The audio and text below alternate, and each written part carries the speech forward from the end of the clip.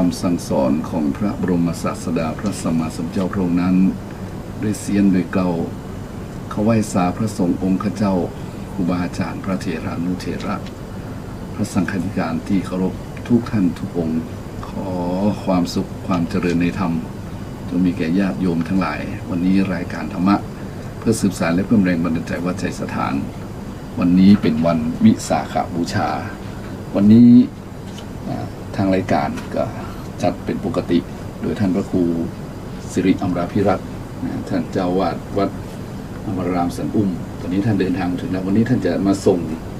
เสียงแห่งพุทธศาสนา นะครับนิมนต์เลยนะครับครับขอบคุณครับ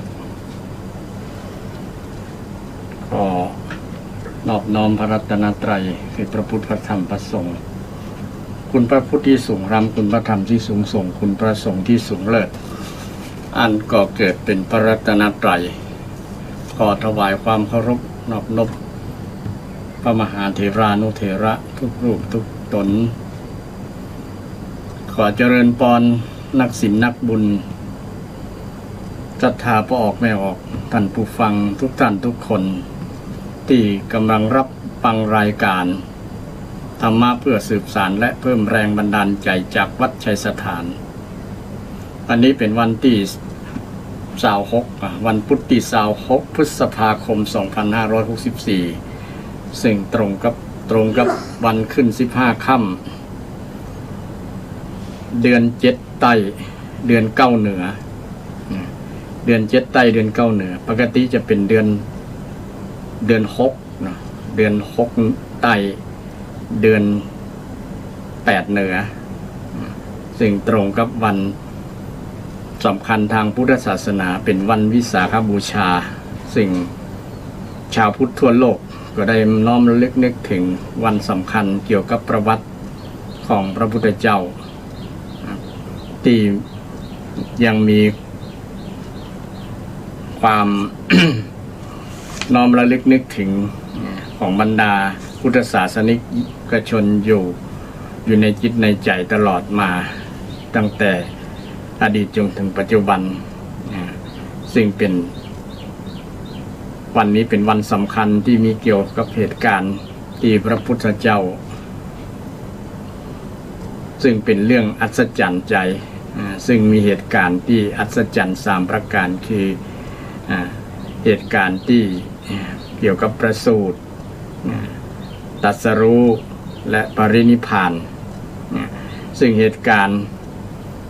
3อย่างนี้เกิดวันตรงกับวันขึ้น15ค่ำเดือน6แต่คนละปีแต่คนละปีซึ่งเป็นสิ่งที่น่าอัศจรรย์ศรัทธาท่านผู้ฟังทั้งหลายก็คงจะมีบางคนเนี่ยวันเกิดกับวันตายเนี่ยตรงกันอาจจะบางคนเกิดวันจันทร์วันตีตะอันเนี่ยแล้วก็ไปตายวันตีอันเนี่ยต้นเนาะภาษาชาวบ้านแต่พระสัมมาสัมพุทธเจ้าประสูติก็คือเกิดภาษาชาวบ้านนะเนาะเป็นประสูติเป็นวรรณะกษัตริย์นะเป็นลูกกษัตริย์พระมหากษัตริย์นะนามเดิมของพระองค์ก็เป็น พระนามว่าสิทธัตถะซึ่งแปลว่าผู้สมปรารถนานะหรือผู้มีความสำเร็จในการที่จะทำอย่างต่างๆนะเลยชื่อว่าสิทธัตถะเป็นโอรสของพระเจ้าสุโธทนะซึ่งเป็นบรมครูเป็นบุคคล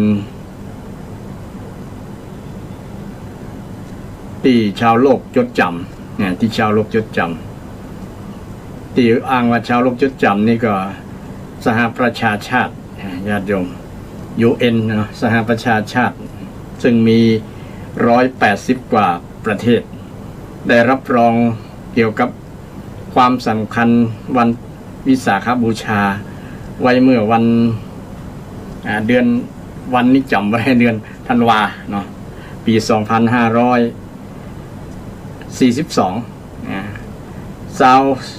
22 ปีมาแล้วศรัทธาญาติโยมท่านผู้ฟังทั้งหลายเนาะ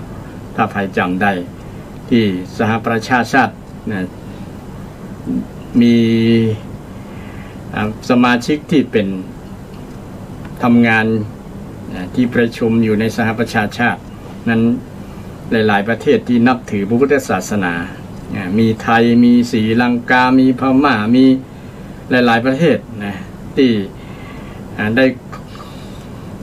เสนอข้อความสำคัญว่าวันวิสาขะเนี่ยขอให้เป็นวันสำคัญของ UN ของสหประชาชาติหรือว่าของโลกนะเพราะว่าโลกนี้ก็มีประมาณ200ประเทศนะ200ไปปลายน้อยแต่สหประชาชาตินี่มี180กว่าก็ต้องว่าต้องมดประเทศมดโลกอะเนาะมดโลกนะต้องมดโลกเพิ่นก็ยอมรับบ่มีภัยค้านนะว่าพระพุทธศาสนาของเฮานี่เป็นศาสนาที่มีความสำคัญสอนให้คนมีเมตตาธรรม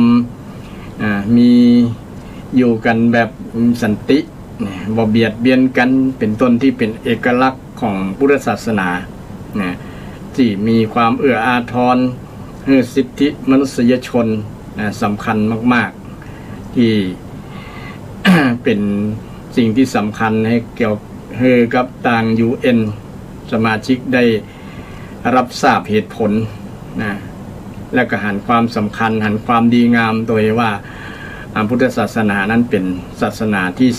มีคำสอนที่ยอมรับนับถือของสหประชาชาติเลย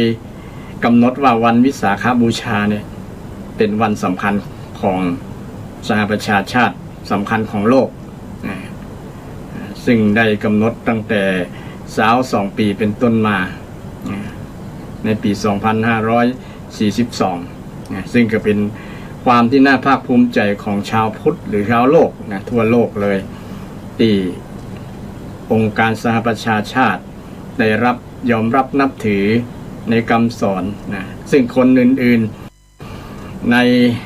สมาชิกสหประชาชาติเนี่ยผู้ทำงานองค์การสหประชาชาตินี่แต่ละท่านบางคนก็นับถือ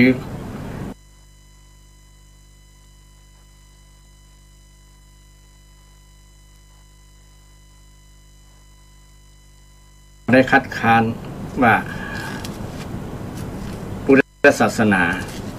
ที่มี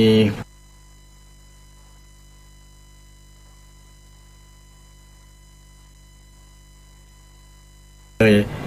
กำหนดวันสำคัญแต่วันวิสาขบูชานี้เป็นนับเป็น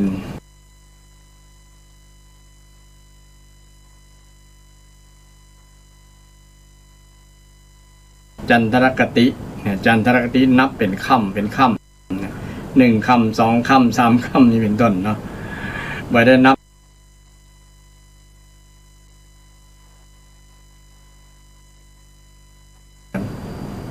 ขึ้น1 ค่ำ 2 ค่ำจนถึง15 ค่ำข้างแรมข้างแฮมเนาะข้างดับนะการเริ่มตั้งแต่1 ค่ำจนมืดมิดนี่เป็นดับ15 ค่ำ 14 ค่ำพ่องแล้วแต่เดือนคู่เดือนขี้อันนี้ก็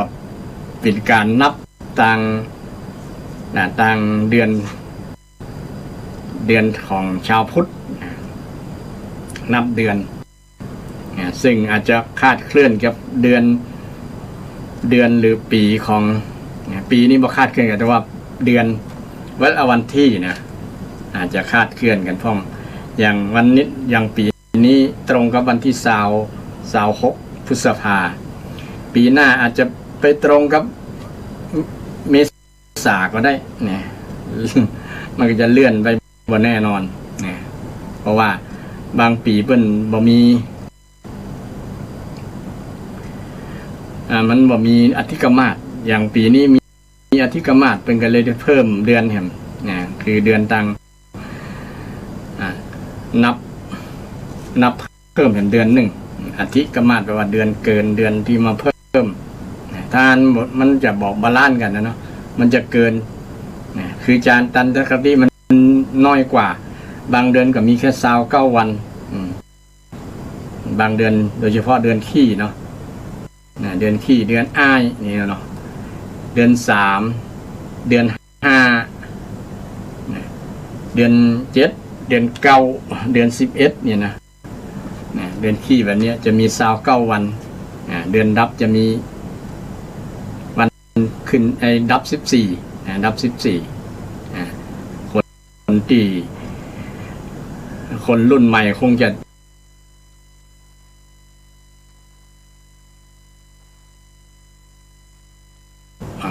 ที่พอเข้าใจอายุ40-50ขึ้นไปก็พอจะเข้าใจแต่ถ้าต่ำลงมานี่อาจจะเข้าใจลำบากอยู่เกี่ยวกับเรื่องการนับวันนับอย่างฉะนั้นจะกำหนดเป็นวันที่นั้นมันบ่ได้เลย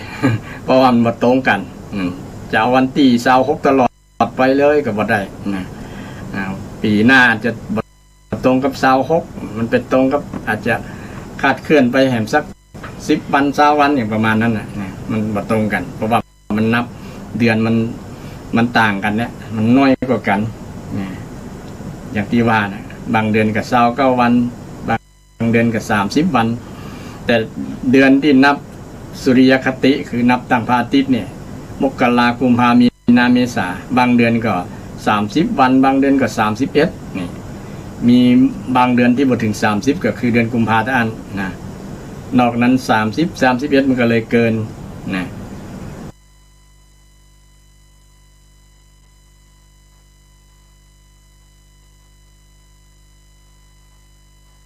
ปกติเดือนมันน้อยกว่ามันก็เลยล้ำเดือนไปนี่เป็นต้นแต่สรุปว่าก็วันคล้ายๆวันแต่มันเป็นคล้ายๆแต่บ่ได้นะบางที่บางแห่งสถานที่แต่ละประเทศก็บ่เหมือนกันนะมันขึ้นดวงอันมันจะนับคาดเคลื่อนไปเป็นชั่วโมงเป็นเกินชั่วโมงหรือว่าเป็นเกินวันก็มีเนาะอย่างคนละอยู่คนละมุมโลกอาจจะเคลื่อนกันสักไปสักเกินวันก็จะบ่ตรงกันเลยทีเดียวบ่ตรงกันเลยทีเดียวเพราะว่า เวลามันต่างกันจากมุมโลกคนยังอยู่มุมโลกต่างกันเมืองไทยก็อาจจะเร็วกว่าหรือว่าช้ากว่าก็แล้วแต่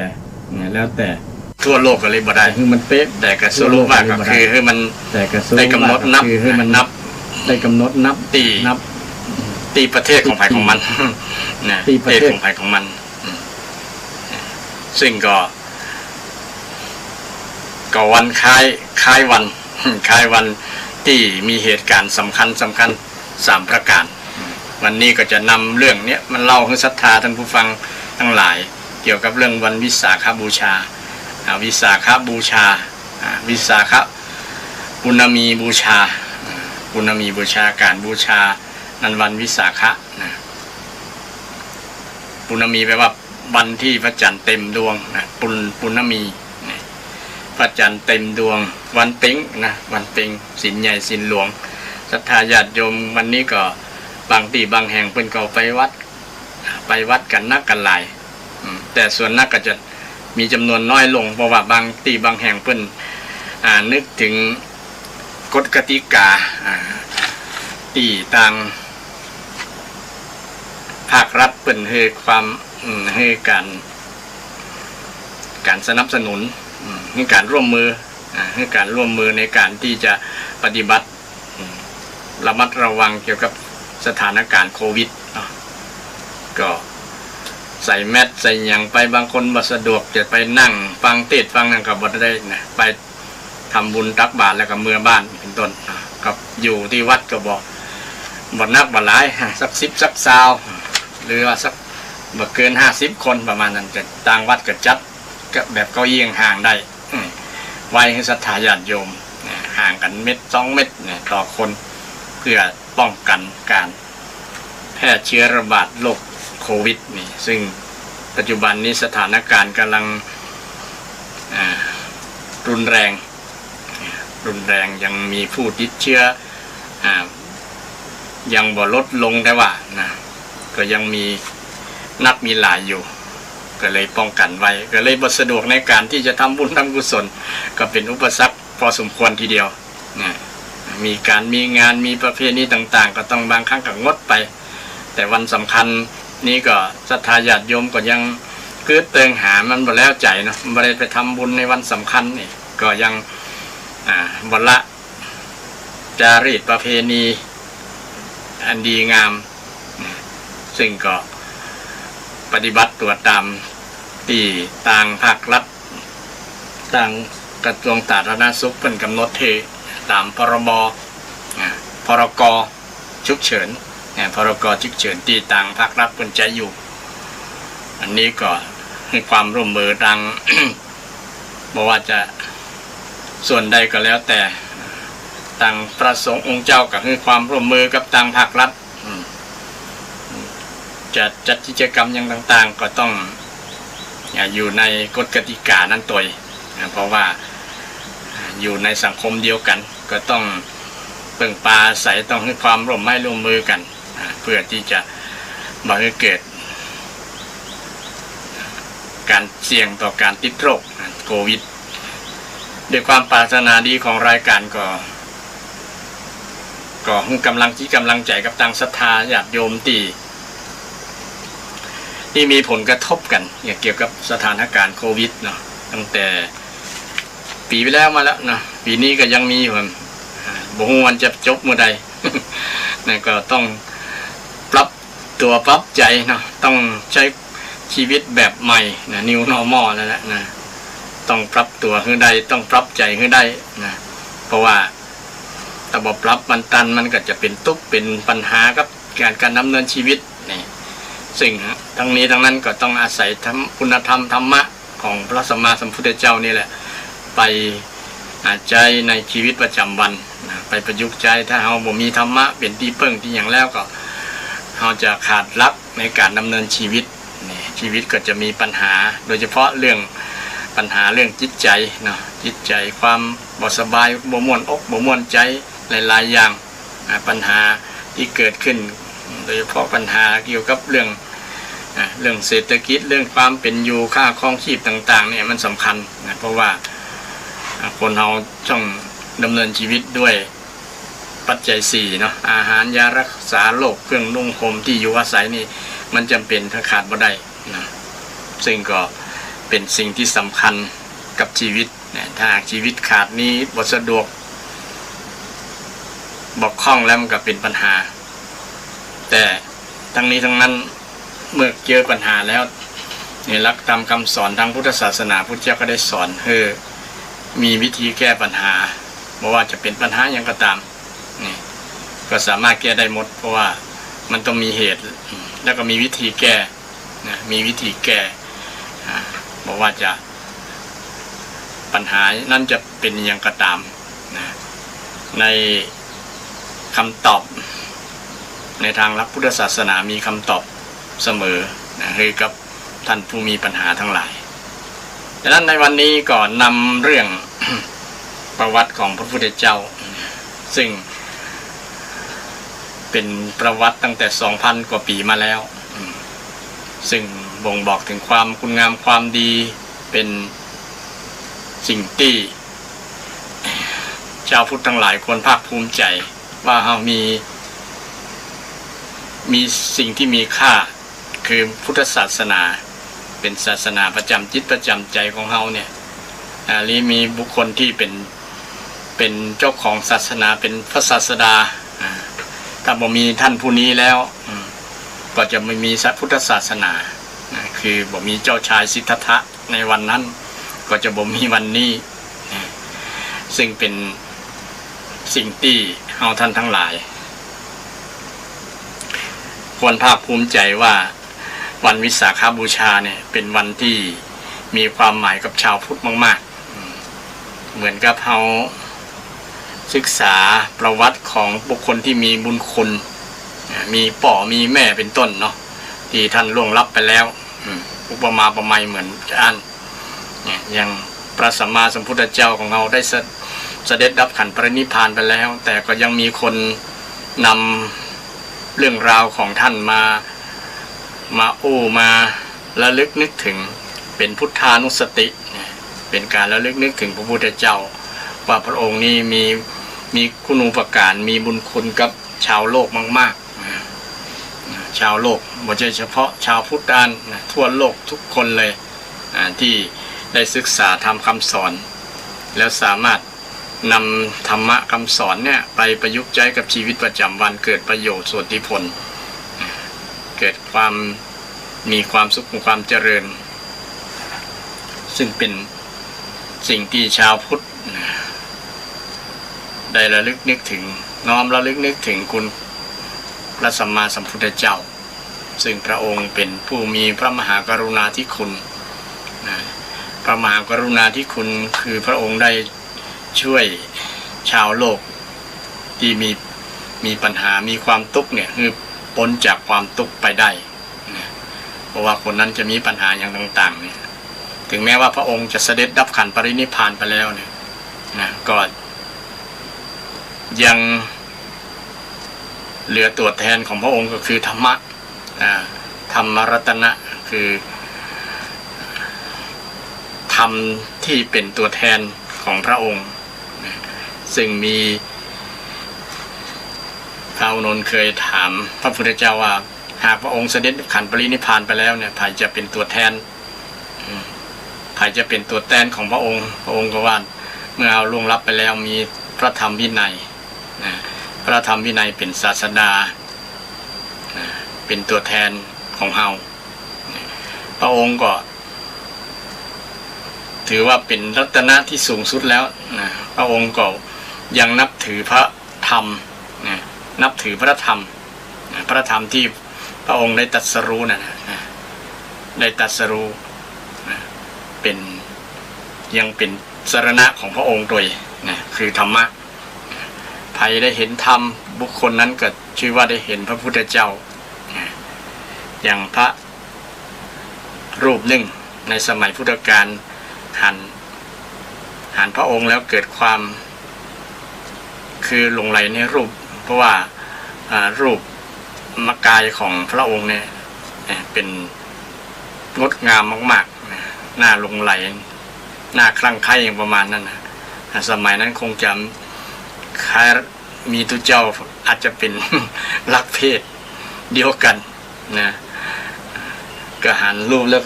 ลงไข่พอบ่อิ่มบ่ใกล้ไข่พอทั้งวันพระองค์ว่าไผ่ที่หันพระองค์เนี่ยชื่อว่าอาหารธรรมเนี่ยจะได้หันพระองค์แต่หันเนื้อกายนี่มันเป็นนั้นอย่างอ่ะมันบัจเจของแท้มันเป็นอนัตตาอันนี้จังทุกขังอนัตตาถ้าของแท้ต้องคือธรรมะผู้ใดเห็นธรรมผู้นั้นเห็นเราผู้ใดเห็นธรรมผู้นั้นเห็นเรานี่ถือว่าเป็นธรรมะที่เป็นตัวแทนธรรมะเป็นตัวแทนของพระพุทธองค์ของพระพุทธเจ้าเอาไปถึงแม้ว่าจะสูญเสียพระองค์ 2,000 กว่าปีมาแล้วแต่ก็ยังอยู่ใกล้ๆนะกับพระพุทธเจ้าคืออยู่ใกล้ธรรมะใครอยู่ใกล้ธรรมะคนนั้นก็ชื่อว่าอยู่ใกล้พระองค์อยู่ใกล้พระองค์อย่างที่เคยเล่าศรัทธาญาติโยมฟังว่าอุบาสิกาอุบาสกอุบาสิกาแปลว่าผู้นั่งใกล้พระรัตนตรัยนะใครอยู่ใกล้ธรรมก็อยู่เหมือนใกล้อยู่พระพุทธเจ้าถึงแม้พระองค์จะเสด็จดับขันธ์ปรินิพพานไปนานแล้วแต่ก็ยังเหมือนกับพระองค์ยังทรงพระชนอยู่เวลาเราไปกราบพระองค์อยู่ที่ศาลาวิหารอยู่ในโบสถ์ในสถานที่อย่างใดที่มีเป็นพระประติมากรรมเป็นพระพุทธรูปก็น่านึกถึงพระองค์นึกถึงคุณงามความดีนึกถึงประวัติอย่างที่เราจะได้นึกถึงวันวิสาขะเนี่ยนะนึกถึงในสมัยที่พระองค์ทรงพระเยาว์ทรงตั้งแต่เริ่มประสูติพระองค์ประสูติก็อยู่ระหว่างกลางที่สวนลุมพินีระหว่างกลางกรุงกบิลพัสและกรุงเทวทหะสมัยนั้นสมัย 2,000 กว่าปีแต่เดี๋ยวนี้เป็นห้องกรุงอย่างกระบูนะสมัยนั้นสมัย 2,000 กว่าปีมาแล้วแล้ว ลุมพินีวันเนี่ยเป็นว่าลุมมินเดเดี๋ยวนี้นะกลายเป็นลุมมินเดชื่อใหม่ชื่อปัจจุบันซึ่งเดี๋ยวนี้อยู่ประเทศเนปาลประเทศเนปาลซึ่งประสูติที่นั่นการประสูติของพระองค์นี้เป็นความสำคัญที่สุดนะเป็นสิ่งที่สำคัญที่สุดทำให้เกิดบุรุษผู้ยิ่งใหญ่บุรุษผู้ยิ่งใหญ่แล้วการประสูติขององค์นี้ประสูติแบบอัศจรรย์ใจที่ถ้าอุปมาประไมยที่ละอ่อนเปรียบเทียบกับละอ่อนประเดียวเนาะบ่สามารถที่จะลุกเดินได้แต่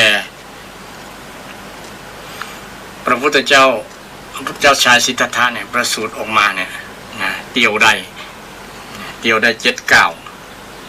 แต่เตียวได้7 ก้าวแล้วก็ตึกขั้นนะแล้วก็เตียวได้ยังมาปอนะยังเป็นอภิสวาจาคืออู้ได้อู้ได้ตัวคือพระโพธิสัตว์จะ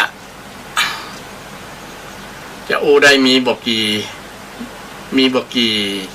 ชาตินะเห็นมีชาติของมโหสถเนาะพระเวสสันดรเนี่ยสามชาติเนี่ยที่พอจำได้ที่อู้ได้นะนอกนั้นบอกปรากฏว่าอู้ได้แล้วก็มีชาติของสิทธัตถะนี่ที่เป็นคำอู้ซึ่งบางคนก็คนประเดี๋ยวนี้ก็ยังมีความสงสัยเชื่อพ่องบางคนก็บ่เชื่อบางคนก็เชื่อพ่องบ่เชื่อพ่องนะว่ามันอู้ได้แต่ว่าประมาณนั้นนะจะอู้ได้แต่ว่านะคือเอาเปรียบเทียบกับคนทั่วไป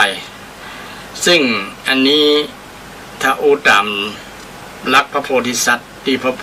พระองค์ทรงบำเพ็ญบารมีมาแล้วเนี่ยทรงแก่กล้าเนี่ยมีบุคคลคนเดียวในโลกนะบุคคลคนเดียวในโลกแต่คือศรัทธาท่านผู้ฟังสังเกตแล้วบางคนเนี่ยไม่ใช่คนพุทธนะมีละอ่อนบางคนบ่ได้เรียนหนังสือมาแต่ว่าสามารถอู้ได้เป็น 7-8 ภาษาอู้ได้โดยที่บ่ได้เรียนหนังสือนี่อันนี้ก็แสดงว่ามีอัจฉริยะบางประการที่ทำให้เราอ่อนคนนั้นมีเป็นเรื่องที่มีคลิปมีดูใน YouTube ได้ที่มีละอ่อนอู้ได้นะเด็กบอกกี่ขวบนี้นะสามารถอู้ได้หลายๆภาษาเนี่ยไม่ใช่ธรรมดานะมันเป็นเรื่องอัศจรรย์เช่นเดียวกันก็มีหลายๆที่นะแต่เป็นละอ่อนที่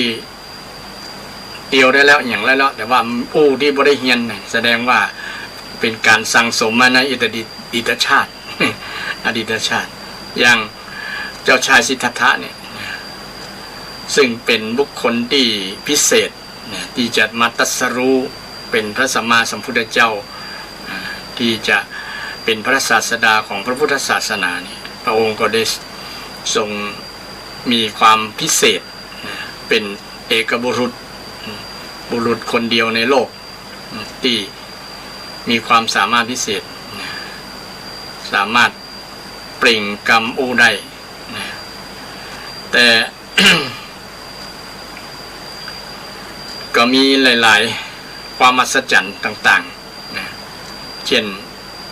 การเดินแล้วก็อู้เนี่ยเนาะเดินได้7 ก้าวบางปีครูบาอาจารย์อัตถกถาเป็นก็อธิบายความหมายบางอย่างว่าที่7 ก้าวหมายถึง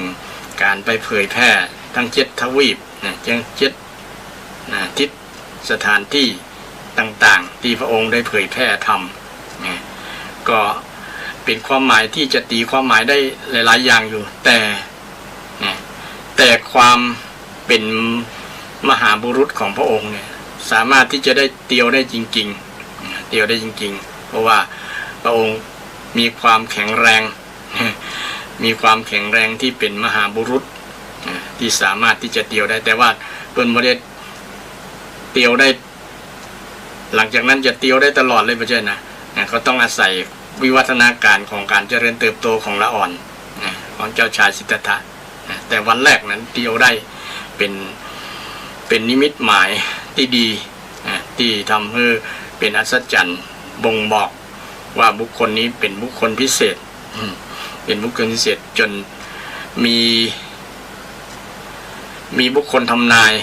หมอเมื่อทั้งหลายในสมัยนั้นเนาะบรรดาอัญญาคนทัญญาก็มาทำนายเหมือนกันว่าที่เป็นต่อมาได้เป็นลูกศิษย์ของพระพุทธองค์ที่อยู่ในเป็นปัญจวัคคีย์เนี่ยปัญจวัคคีย์ทั้ง5 คนซึ่งมีอายุนักรุ่นแก่กว่าเสด็จพ่อเจ้าชายจะแก่กว่าเสด็จสุโธทนะพระเจ้าสุโธทนะแก่กว่าพ่อก่อนก็มาทำนายทายทักอัศจรรย์ความอัศจรรย์ของการเกิดจริงการเกิดก็เป็นความตื่นเต้นของผู้ที่เป็นพ่อเป็นแม่อยู่แล้วเนาะผู้เป็นพ่อเป็นแม่เป็นพี่เป็นน้องได้หันหน้าลูกเป็นพยานความรักระหว่างพ่อระหว่างแม่นะก็เป็นธรรมชาตินี่มันเป็นความตื่นเต้นธรรมดาของเจ้าสุโธทนะที่เป็นเสด็จพ่อของเจ้าชายสิทธัตถะเมื่อได้โอรสมาแล้วก็มีความภาคภูมิใจยิ่งทราบข่าวว่าลูกเดียวได้เสด็จ อูได้นะยิ่งทำให้เกิดความภาคภูมิใจว่าโอ้ลูกเขานี้เป็นบุคคลที่สำคัญมากๆนี่ญาติโยมถ้ามีลูกใครก็มีครอบครัวที่แต่งงานแล้วมีลูกจะมีความภาคภูมิใจและเป็นอัศจรรย์ใจแน่นอนจะตกใจเลยก็ได้ว่าลูกเขาอย่างเกิดมาแล้วได้นี่ซึ่งมันเป็นเรื่องที่เป็นบารมีเป็นเรื่องบารมีของพระโพธิสัตว์ที่ได้สั่งสมบารมีมาหลายแสนกัปทีเดียวซึ่งกว่าจะได้มาเป็นพระสัมมาสัมพุทธเจ้าบ่ใช่ว่าปุ๊บปั๊บจะมาเป็นเลยบ่ใช่ต้องสั่งสมมาเมื่อหลายชาติหลายกัปหลายกันหลายแสนกัปนะบ่ใช่ว่านั่นกัปหนึ่งก็บ่ใช่น้อยๆนะนับเกือบบ่ได้นะอสงไขยแปลว่านับไม่ได้นับเป็นตัวเลขบ่ได้นะมันเมินจนนับบ่ได้จนนับบ่ได้ฉะนั้นความเป็นไปได้ของพระโพธิสัตว์เนี่ยก็บ่น่าสงสัยว่าอาจจะเป็นได้ก่อบ่ได้ก่อนนะถ้าเราได้พิจารณาถึงบารมีที่ได้สั่งสมมาเนี่ยก็เป็นเรื่องเล็กน้อยที่จะสงอูได้นะและก็เตียวได้นะซึ่งเป็นนิมิตหมายของบุคคลผู้มีบุญนะบุคคลผู้มีบุญฉะนั้นวันประสูติของพระองค์เนี่ยเป็นความภาคภูมิใจของวงศ์ตระกูลของพระองค์ซึ่งเป็นวรรณกษัตริย์ที่นางสิริมหามายาซึ่งเป็นเสด็จแม่นึกถึงบ้านแล้วจะไปปกติแม่หญิงเนี่ยจะไปคลอดนะจะไปคลอดลูกก็จะนึกถึงบ้านพ่อบ้านแม่แถมอย่างนึงจะไปแอวเสด็จไปเองบังเอิญวันนั้นวันขึ้น15 ค่ำพอดีนะขึ้น15 ค่ำเดือน6พอดีนะถ้าตั้งเหนือเขาก็เป็นเดือน8แต่ปีนี้เพิ่มไปแถมเดือนก็เป็นเดือน9เป็นเดือน9ทำให้เกิดเหตุการณ์ประวัติศาสตร์ของโลกคือประสูติเจ้าชายสิทธัตถะกลางกรุงระหว่างกรุงกบิลพัสกับกรุงเทวทหะกรุงกบิลพัสนี่ของพระเจ้าสุโธทนะฝ่าย ฝ่ายสามีกรุงเทวทหะนี่เป็นฝ่ายพ่อของนางสิริมหามายากำลังจะเสด็จไปกลางพอดีระหว่างสนรุมพินีก็ได้ประสูติการประสูตินี่ก็เป็นสิ่งที่เราได้ระลึกนึกถึงนะว่าคนเราถ้าเกิดมาแล้วเนี่ยมีความมุ่งหมายอย่างอภิสวาจาเนี่ยเราเป็นผู้เลิศในโลกเป็นผู้ประเสริฐนะเป็นผู้ประเสริฐชาตินี้เป็นชาติสุดท้ายคือตั้งปณิธานเป้าหมายชีวิตไว้นะถ้าเป็นแบบนี้เราอ่อนทุกคนตั้งใจเป็นอสวิวาจาก็มีคนเดียวนะถึงได้หลายคนมาได้เพราะว่าสั่งสมบารมีบ่เท่าพระองค์ก็มีโอกาสจะเป็นได้นอกจากเติบใหญ่มาแล้วถึงจะได้ได้ถึงว่าคนใหญ่มาแล้วก็ยังบ่ได้ตั้งปณิธานตัวเก่านะตั้งปณิธานตัวเก่าว่าอยากจะภาษาชาวบ้านก็อยากจะเป็นยังอยากจะทำอย่างนั้นเนาะมีเป้าหมายชีวิตอย่างประมาณนั้นนะตั้งไว้แต่บุคคลบางบางคนใครตั้งไว้แล้วนะตั้งไว้นี้คิดในใจตั้งว่าจะเป็นนั้นเป็นนี่อยากจะเป็นหมอเป็นแพทย์เป็นทหารเป็นตำรวจอย่างประมาณนั้นนะแต่พระองค์นั้นตั้งไว้ตั้งวันแรกเลยว่าชาตินี้เป็นชาติสุดท้ายจะบ่มาเห็นละประมาณนั้นนะนี่เป็นตั้งปณิธานไว้ในจิตในใจตั้งไว้ซึ่งก็เป็นข้อคิดที่นำให้ท่านทั้งหลายได้พิจารณาเช่นเดียวกันแต่บางคนเกิดมาแล้วยังไม่ได้ตั้งเป้าหมายชีวิตไว้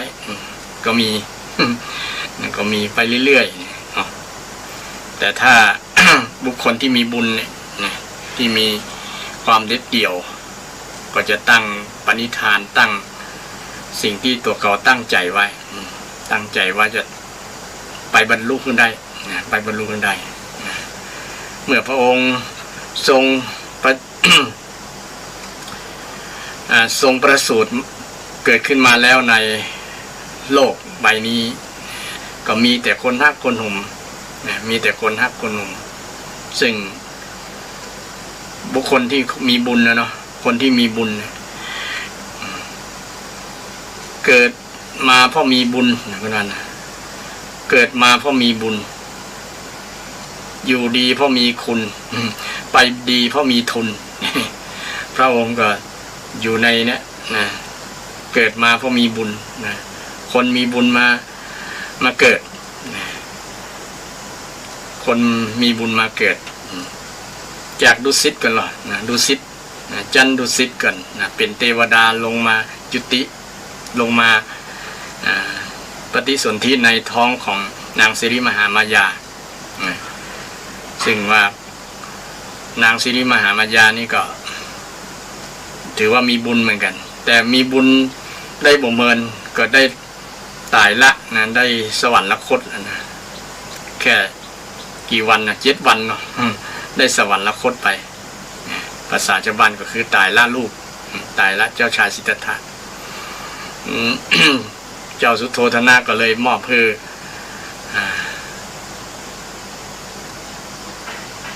น้องของสิริมหามายา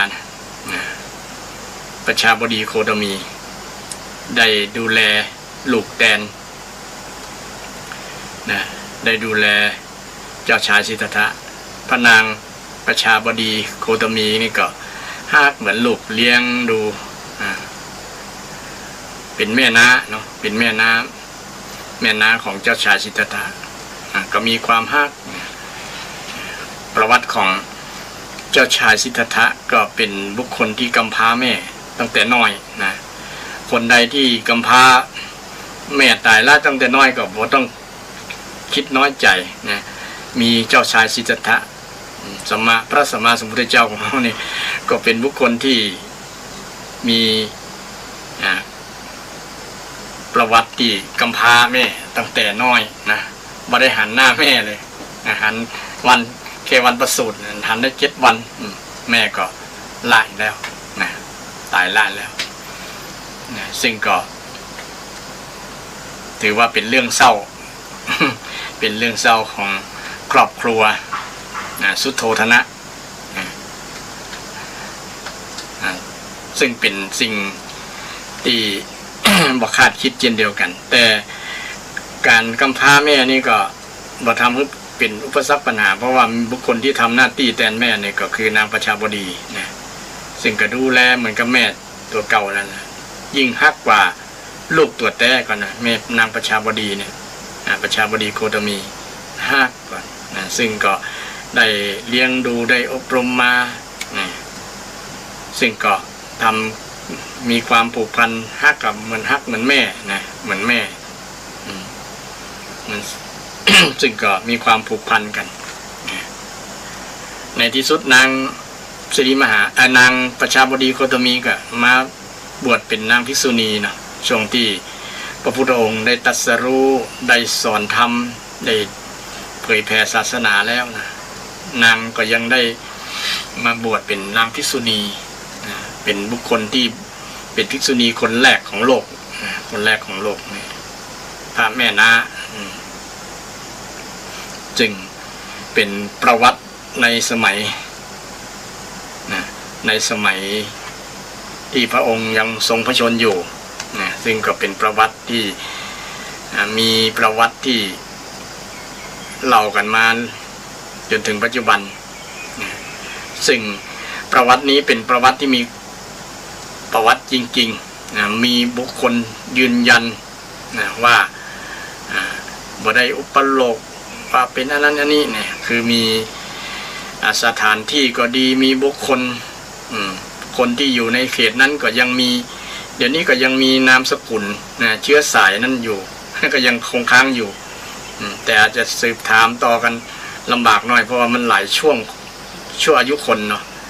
ถ้าเป็น 2,000 ก็อย่างน้อยก็ซาวรอบแล้วนะซาวรอบถึงว่าคนอายุ100 ปีนะซาวกว่ารอบแล้วนะก็จะอูกันต่อมาเรื่อยๆนี่ซึ่งก็เป็นประวัติของบุคคลที่มีอยู่จริงนะมีอยู่จริงซึ่งเป็นสิ่งที่น่าภาคภูมิใจเช่นเดียวกันว่าเรามีพระสัมมาสัมพุทธเจ้ามีเป็นบุคคลจริงๆเป็นประวัติที่มีจริงในโลกนี้นะและมีสถานที่มีอย่างต่างๆมีเป็นสักขีพยานนะโดยเฉพาะทางวัตถุสถานที่ต่างๆเนี่ยนะมันเป็น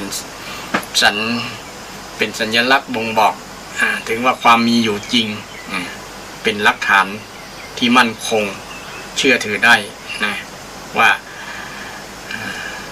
บุคคลที่เป็นพระศาสดาของเราเนี่ยมีอยู่จริงพระองค์ได้เจริญตามปกติของละอ่อนจนใหญ่มาจนใหม่มาอายุได้16ยาวเป็นบ่าวเป็นหนุ่มแล้วเนาะเป็นดาวเป็นหนุ่มเจ้าชายเจ้าสุโธทนะพ่อเสด็จพ่อเนี่ยก็มีความเป็นห่วงเป็นใยกว่าลูกบ่าวนี้จะออกบวชเพราะว่าเคยมีทำนายว่าบุคคลที่เป็นลักษณะเนี่ยนะลักษณะมหาบุรุษเนี่ยถ้าอยู่เป็นคฤหัสถ์เป็นอยู่ครองเมืองเนี่ยจะเป็นมหาจักรพรรดิเป็นพระราชาผู้ยิ่งใหญ่เป็นมหาจักรพรรดิเลยถ้าออกบวชก็จะเป็นศาสดาของโลกเป็นผู้ยิ่งใหญ่เช่นเดียวกันทางเจ้าสุโธทนะเนี่ยบอกใครให้คำทำนายอันที่2นี่เนี่ยถ้าออกบวชเนี่ยจะเป็นจริงก็เลยมีอย่างมีกุศโลบายมีอย่างต่างๆบอกให้ลูกเนี่ยใครมีใจจะออกบวชนะพยายามที่จะ ปรนเปรอปฏิบัติต่างๆทำให้ชอบอยู่ในความเป็นฆราวาสชอบอยู่ในเป็นพระมหากษัตริย์เป็นลูกพระมหากษัตริย์อยู่สุขสบายบ่มีความทุกข์บ่มีอย่างต่างๆบ่มีความขาดแคลนอย่างก็ได้อย่างเฮยหมดเลยหาหมดนะแปลงปราสาท3 ฤดูใครมีแม่หญิงก็เสาะแม่หญิงนางสนมต่างๆมาเปละนะไผ่งามๆก็เอามาหมดเนี่ยคืออยากให้ลูกมีความสุขอยากให้อยู่นั่นแหละแต่ก็มีเหตุมีปัจจัยหลังจากที่พระเจ้าชายสิทธัตถะได้พิเศษสมรสกับนางพิมพานางพิมพาซึ่งก็ได้สมรสกันได้จนอายุ29 ปีเนาะ29 ปีแล้วก็มีเหตุการณ์ที่เจ้าชายสิทธัตถะเนี่ยเสด็จออกไปเสด็จประพาสไปแอวนะภาษาชาวบ้านเอานะไปแอวมันอยู่ในกวังอยู่ในเนี่ยมันบางครั้งมันเบื่อมันก่ายนะอยู่จำเจอยู่ด้านนั้นนะอยากจะไปพอทั้งโลกทั้งนอกพ่องนะอยากออกนอกพระราชวังพ่องก็เลยได้เสด็จไปกับนายชนะนะพา กันออกไปดูทั้งนอกไปหันทั้งนอกก็ไปหันคนที่ห้องว่าเทวทูตหันเทวทูตขั้นแรกก็ไปหันบุคคลที่เก่หลังค่องหลังกองผมงอกหนังเหี่ยว ไปหันแล้วบนหน้าเจริญตาเพราะว่าเจ้าสุโธทนะเนี่ยห้ามคนแก่คนที่ดูแล้วบอกแข็งแรงนะหน้าบทเจริญตานะห้ามเอาไปอยู่ในพระราชวังนะ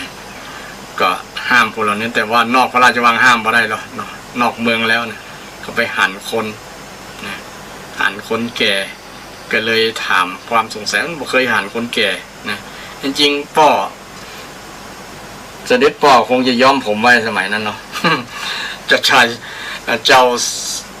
สุโธทนะนะถ้าจะย้อมผมไว้ นะคงจะบอกแก่แต่ผมยังไม่ค่อยงอกเลยเนาะเพราะว่าอายุประมาณสัก40 ปลายนะคงยังบ่งอกด้วยนะบางคน70-80ก็บ่งอกก็มีหรอเนาะแต่ส่วนนักก็40ไปแล้วมันก็เริ่มงอกแล้วนะ นะคงจะเป็นสัญลักษณ์คนแก่หันความผิดแปลกของร่างกายแล้วนะแต่วันนั้นคงจะเป็นเรื่องบุญที่ได้หันเทวทูตหันคนแก่ก็เกิดความสงสัยถามนายชนะว่าคนนี้เป็นได้ถึงหลังกองหลังงอหนังเหี่ยวหนังเหี่ยวผมงอกเดียวขย่องยังบ่มีแหงประมาณนั้นก็เลยนายชนะก็เลยกราบทูลว่าคนแก่เนี่ยเกิดมาแก่อายุ70-80ไปแล้วก็แบบนี้กันแล้วเขาจะเป็นแบบนี้ก็เนี่ยโอ้แน่นอนละนายชนะกราบทูล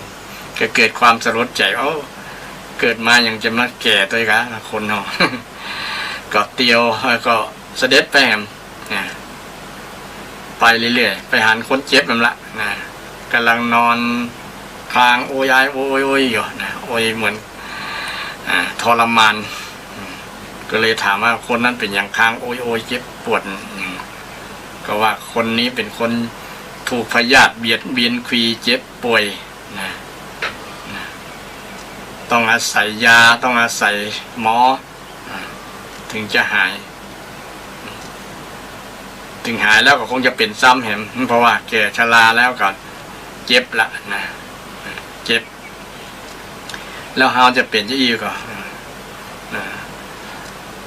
นายชนะก็กราบทูลว่าเป็นกันหมดนะเป็นกันหมดเกิดมาแล้วก็ต้องเจ็บเหมือนกันแล้วเกิดความสลดใจกับพระองค์เกิดความสังเวชโอ้ชีวิตเราจะเป็นจะยี่กันเนี่ยประมาณจำร้ายไปเจอเทวทูตที่3ก็คือคนตายเลยตอนนี้นะนอนแอ่งแม่งบ่หายใจคนนั้นเป็นยังไงเอาผ้าขาวห่มคนนี้มดลมหายใจแล้วก็คือตายแล้วเขาจะตายกว่านี้นายชนะก็กลับทูลว่าตายก็ตายกันหมดเกิดแต่ได้ก็ตายด้านก็เกิดความสังเวชใจเรื่อยๆนะใจเริ่มฟุ้งซ่านแล้วคิดเรื่อยเปื่อยแล้วนะทีนี้เสด็จไปเรื่อยๆไปเจอคนที่นั่งสงบนั่งสงบนั่งเจริญสมาธิภาวนาอยู่ก็ไปหันเกิดคำถามตั้งคำถามแล้วคนนั้นเป็นนั่งเป็นบ่ติงบ่ไหวบ่ขยับขยื่นเพิ่นเนี้ยจะได้น้ำนั่งอย่างนะนายชนะก็กราบทูลว่าคนนั้นเป็นสมณะเป็นนักบวชเพิ่นบำเพ็ญสมาธิภาวนาสงบจิตสงบใจเพิ่นมีความสุขมีความสุขอยู่กันกับนั่งสมาธิเนี่ยจิตใจปราศจากนิวรณ์เนี่ยก็ฟังแล้วก็เกิดความศรัทธาบุคคลนี้น่าศรัทธาก็เลยเปลี่ยนอารมณ์จากที่เกิดสลดสังเวชทั้งผ่านมา3เทวทูตมาเจอเทวทูตที่4ก็คือปรุงใจว่าอันนี้ถ้าจะดีใช้ชีวิตแบบนี้ประมาณนั้นก็เลยนำมาคิดปิกมาราชวังกันนำมาคิดวันนั้นปิกมาราชวังก็ได้ข่าวดีว่าพระโอรสประสูติพระโอรสที่เกิดจากพระนางพิมพาและเจ้าชายสิทธัตถะก็อารมณ์ที่กำลังพิจารณาใคร่ควรเทวทูตทั้ง4แล้วก็มีความภาคภูมิใจในสมณะและเพศบรรพชิตนี่ก็อุทานขึ้นมาในใจตั้งดีใจแล้วก็ได้ว่าบ่วงเกิดขึ้นแล้วนะลาหุลังชาตังลาหุลังชาตังที่เลยตั้งชื่อว่าลูกวันลาหุนแปลว่าบ่วงแปลว่าบ่วงท่านผู้ฟังทั้งหลายเวลามีงานเทศนานี่เพิ่นจะนำไปเทศเรื่องเกี่ยวกับเรื่องบ่วงนะดิ้นให้หลุดนี่มาเป็นพิศนาธรรมว่าดิ้นให้หลุดหยุดให้เป็นเห็นให้ดีหนีให้พ้นอย่างนี้นะมันจะมีบ่วงเวลามีงานศพเนี่ยมันจะมีบ่วงผูกมือก็ดีผูกแขนผูกมือเนาะแล้วก็ผูกที่คอแล้วก็ผูกที่เท้าสามบ่วงเนี่ยมันเป็นสัญลักษณ์เป็นปริศนาสอนคนว่าบ่วงเนี่ยมันบ่วงรัดรึงมันบ่วงมัดบ่แน่นแต่ว่ามันแก้ออกยากนะมันคลายยากมันบ่รับแน่นแต่ว่ามัน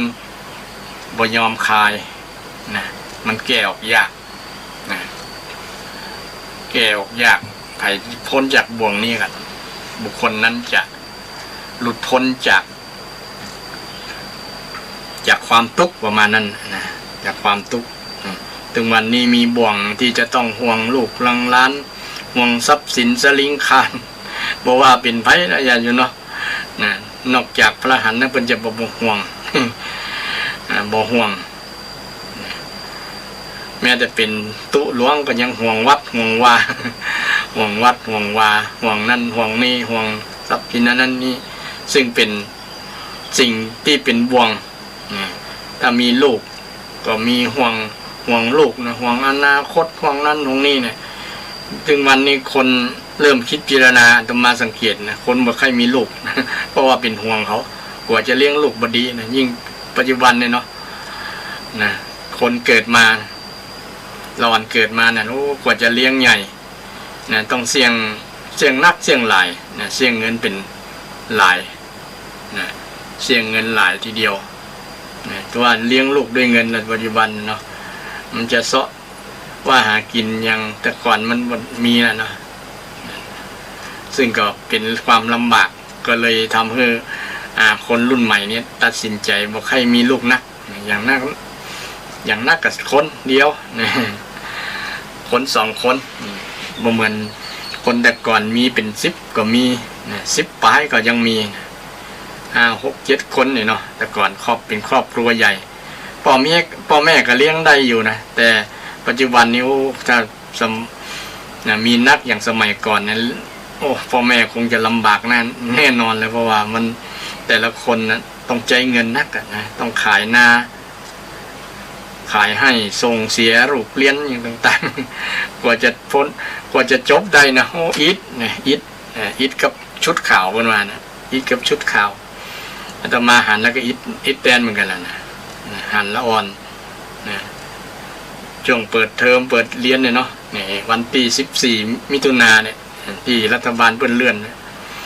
ศรัทธาญาติโยมที่มีลูกมีหลานก็จะได้ซื้ออุปกรณ์ในการเรียนนะหนังสือชุดนักเรียนนะสปะอย่างทั้งจ่ายค่าเทอม นะเตรียมเงินหลายหมื่นทีเดียวละนะตั้งแต่อนุบาลน้องเป็นต้นมานะค่าเทอมยังบอกปอกาลดเดือนกานั่นกานี่สปะอย่างเนาะจนอิดก็เลยเป็นเหตุให้บ่ค่อยมีลูกนักบ่ค่อยมีลูกนักจนสถิติคนเกิดเนี่ยเราอ่อนเกิดปัจจุบันเนี่ยเกิดน้อยอันนี้เกิดมาแล้วก็พ่อแม่ก็ยังห่วงยังนั่นอยู่นะยิ่งเป็นคนเนี่ยห่วงจนห่วงลูกจนนั้นลมหายใจสุดท้ายนะเนาะญาติโยมแต่ลูกหลานบางคนเนี่ยบอกนึกถึงจิตใจของพ่อแม่ส่วนนี้เนี่ยบ่นึกถึงว่าพ่อแม่ห่วงจนลมหายใจสุดท้ายเนี่ยลมหายใจสุดท้ายจะได้ก็บางคนนี่ลูกหลานเป็นญาติการอยู่ที่อื่นที่ไกลใครหันลูกเป็นครั้งสุดท้ายนะเนาะถ้าหันแล้วก็สบายใจนะ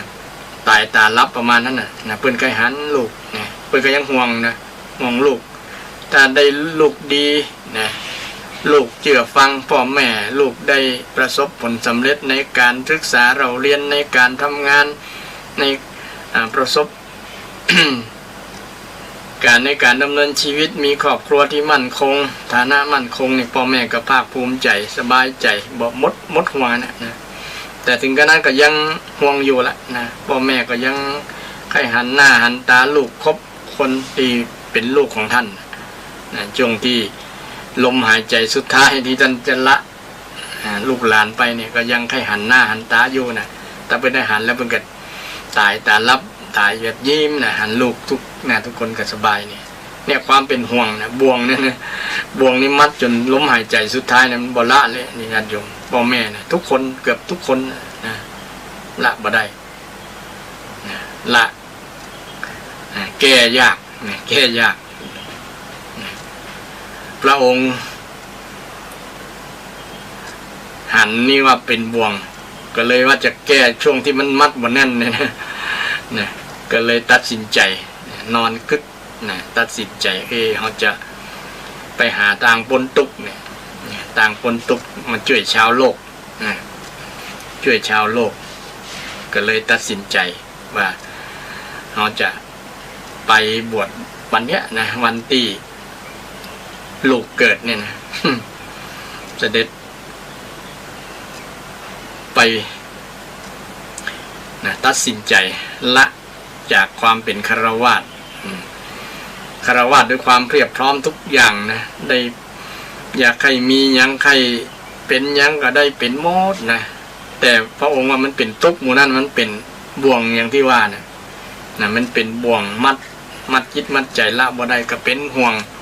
นะสุดท้ายก็อาจจะได้เป็นสมปูสมเป้าทรัพย์อย่างถ้าเป็นห่วงทรัพย์เนาะนะห่วงทรัพย์เนี่ย มือเป็นสัญลักษณ์ถึงความห่วงของภรรยาคอนี่ห่วงลูกเนาะลูกจะกอดคอเนี่ยเวลาลูกจะพาลูกไปแอวอุ้มลูกนะลูกจะกอดคอเหมือนกับบ่วงที่เขามัดไว้ที่คอมือนี่เหมือนภรรยาซับนี่เหมือนบ่วงที่มัดเท้ามัดตีนจะไปทางใดก็กลัวทรัพย์สินจะมีจะคนมาลักมาเอาอย่างประมาณนั้นจะไปทางใดบ่ได้ก็เหมือนกับมีคนมัดเท้ามัดตีนไว้บ่ขึ้นไปไหนนะห่วงต้องล็อกขนาดล็อกคัดแจหลายชั้นแล้วก็ยังห่วงอยู่ แสดงว่าห่วงทรัพย์นะมันบ่วงห่วงทรัพย์เนี่ยไปทางใดบ่ได้นี่บ่วงนี้ เป็นบ่วงที่มัดแล้วแก้ยากมีพระสัมมาสัมพุทธเจ้าแก้ได้ก่อนพระองค์ทรงเป็นต้นแบบแต่พระองค์บ่ได้ห้องบ่ได้ ลักหนีฮะบ่ได้ลักหนีหรือว่าบ่ได้ละความรับผิดชอบนะเพราะว่าพระองค์ก็พิจารณาอยู่แล้วว่านางก็มีความเพียบพร้อมหมดนะนางพิมพาเนี่ยนะอยู่บนกองเงินกองทองถ้าบ่มีพระองค์คนเดียวก็บ่มีอย่างนอกจากเป็นคนที่คัดสนเปิ้งตัวเก่าบ่ได้นี้พระองค์จะละยากลำบากเช่นเดียวกันต้องดูแลเลี้ยงลูกเลี้ยงดูแลเมียเป็นต้นเหมือนกับคนทั่วไปแต่นี่มีความเพียบพร้อมหมดพระองค์ก็นึกถึงความบ่เป็นปัญหาในส่วนนี้ก็เลยสละเพื่อประโยชน์ของชาวโลกเพื่อประโยชน์ของชาวโลกถ้าพระองค์เอาประโยชน์กับส่วนตัวก็บ่บวชละนะอยู่เนี่ยนะไปอย่างลำบากบ่ได้นะไปอยู่กลางป่าไปอดอยากอย่างประมาณนั้นนะพระองค์ก็ไปตัดสินใจบวช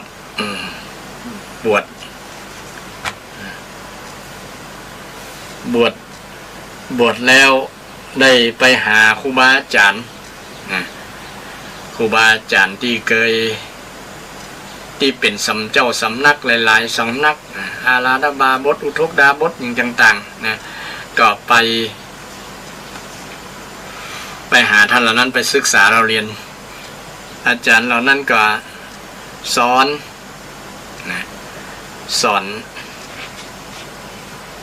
ได้ขั้นสมาธิได้ขั้นฌานบ่ถึงกับบรรลุธรรมก็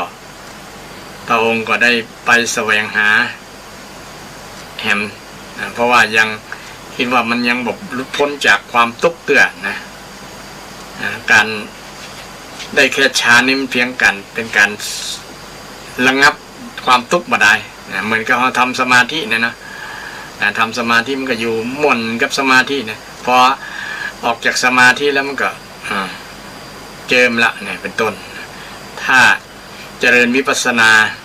ระดับที่พระองค์ได้ตรัสรู้แล้วนะมันก็จะทำให้หลุดพ้นจากความทุกข์ได้ด้วยสติปัญญาก็ไปหาครูบาอาจารย์เรื่อยๆแล้วก็ ตั้งใจจะเนี่ยจะใดที่จะทำให้มันหลุดพ้นจากกิเลสนะเนาะจากกิเลสเป็นอิสระจากกิเลสก็หาวิธีจะทำให้มันหลุดพ้นได้นะก็ไปทำห้องวัดทำกิริยาที่ทำได้ยากนะทุกขกิริยานะทุกขกิริยาไปเอาอย่างก็เอาลิ้นไปดันนะกำมือจนเล็บนี่มันจะทะลุนะแล้วก็มาอดเข้านะจนบอกกินข้าวกินน้ำอย่างประมาณนั้นจนพร้อมเหลือก็หนังติดกระดูกเนี่ยนะเกือบจะภาษาชาวบ้านเกือบจะตายละนะก็มาพิจารณาวันนั้น ช่วงที่ทำทุกขกิริยามีคนที่สนับสนุนอยู่ก็คือมีคนห้าคนห้องว่าปัญจวัคคีย์ปัญจวัคคีย์5 คนคน5 คนเนี่ยในคนหนึ่งนั้นคืออัญญาโกณฑัญญะเนี่ยเคยเป็นอาจารย์เคยเป็นผู้ที่ทำนายผู้ที่เจ้าว่าได้บรรลุธรรมแน่นอนได้เป็นศาสดาเอกโลกแน่นอนก็เลยให้การสนับสนุนเต็มที่แต่ใช้วิธีบ่ถูก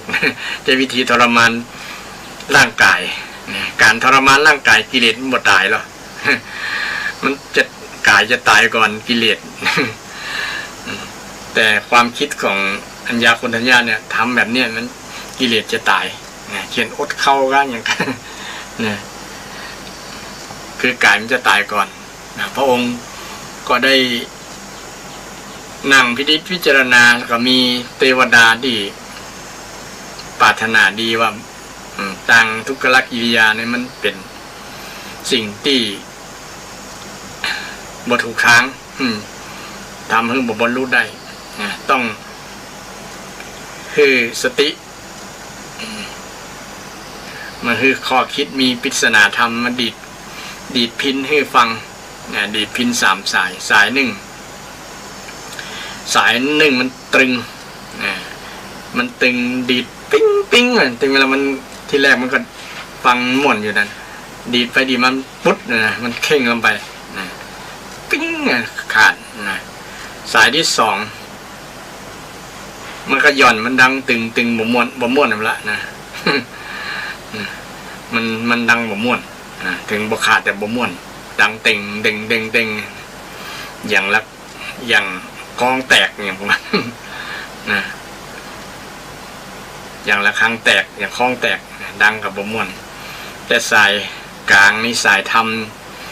สายกลางนี่นะเป็นสายที่บ่ตึงและก็บ่หย่อนดีดแล้วก็ม่วนฟังม่วนฟังแล้วไปได้นะมันใจประโยชน์ได้ฟังม่วนซึ่งเป็นการอุปมาประไมยซึ่งเป็นปริศนาที่ทำให้ตุเจ้าสิทธัตถะนะพระสิทธัตถะนี่กำลังบำเพ็ญทุกขกิริยาอยู่นะคิดได้พิจารณาโอ้เฮานี่เดินผิดต่างแล้วเนี่ยไปตึงเกินไปแล้วเนี่ยมันจะบุดจะขาดนะคือมันจะตายละก่อนที่กิเลสจะตายเนี่ยเฮาควรจะเดินทางสายกลางเหมือนดิษพินนี่เนี่ยที่เทวดาดีถึงฟังเนี่ยเทวดาดีถึงฟังมันก็เป็นทางสายกลางทางสายกลางนี่จะเป็นทางที่ดีที่สุดนะแต่ไปทางเนี่ยทางเป็นย่อนลำไปกับบดีบดเสียงบดดังบดม่วนนี่ซึ่งก็ทำให้เจ้าชายตุเจ้าสิทธัตถะนี่คิดได้ก็เปลี่ยนใจมาทำเปลี่ยนพฤติกรรมใหม่หลังจากที่ทรมานตัวเก่าบอกว่าจะกั้นลมหายใจก็ดีอดเข้าก็ดีล่ะ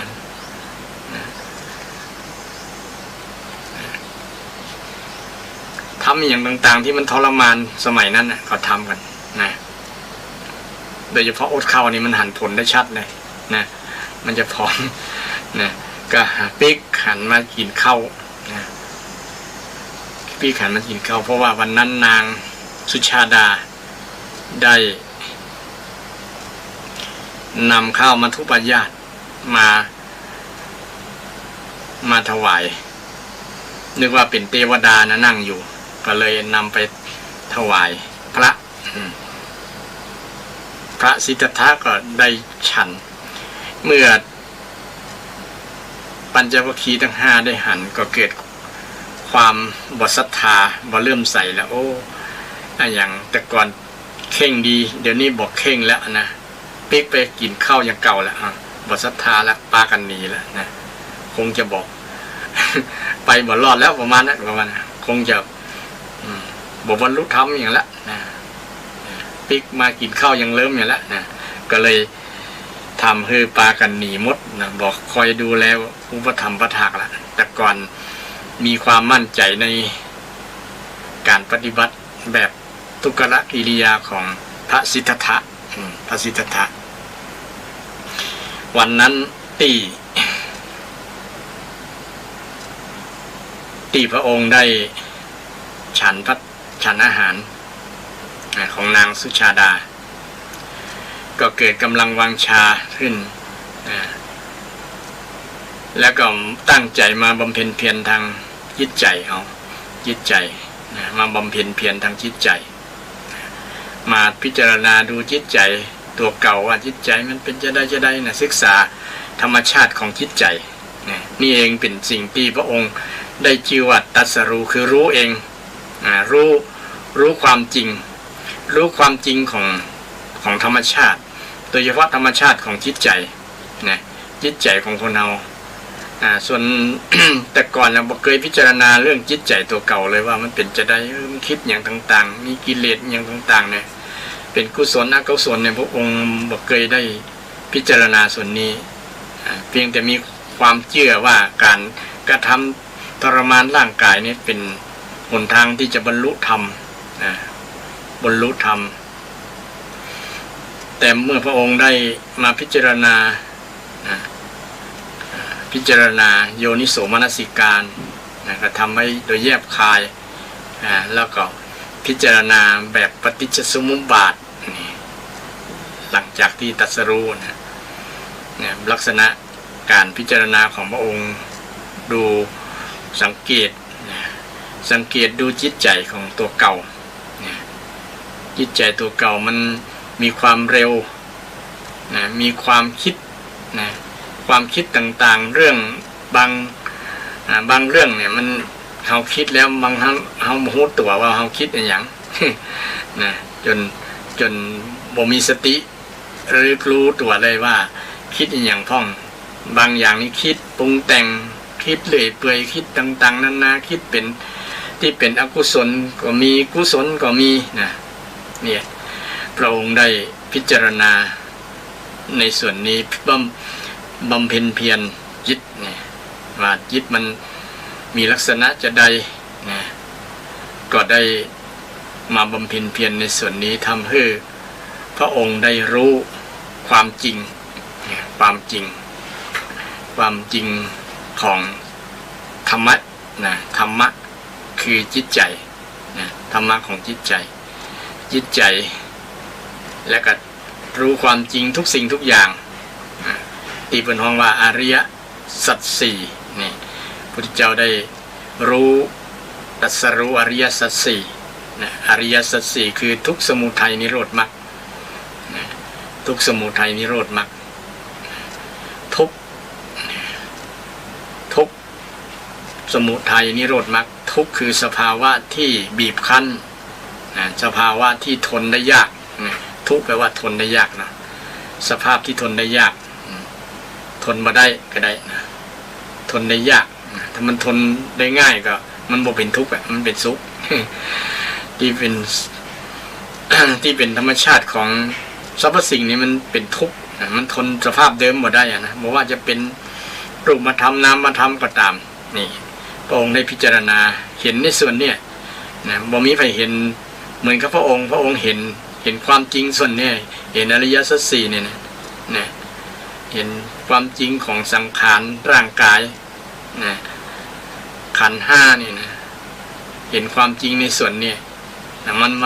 มันเป็นสภาพที่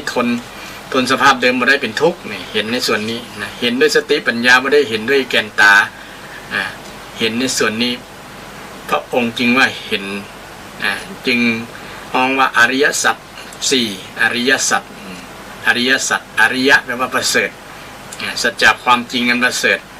ใครเห็นแบบเนี้ยเป็นเห็นความจริงอันประเสริฐเห็นทุกข์เนี่ยนะเห็นทุกข์ใครเห็นทุกข์เนี่ยคนนั้นชื่อว่าเห็นอย่างประเสริฐเห็นอย่างประเสริฐแต่บางคนบ่เห็นเนาะ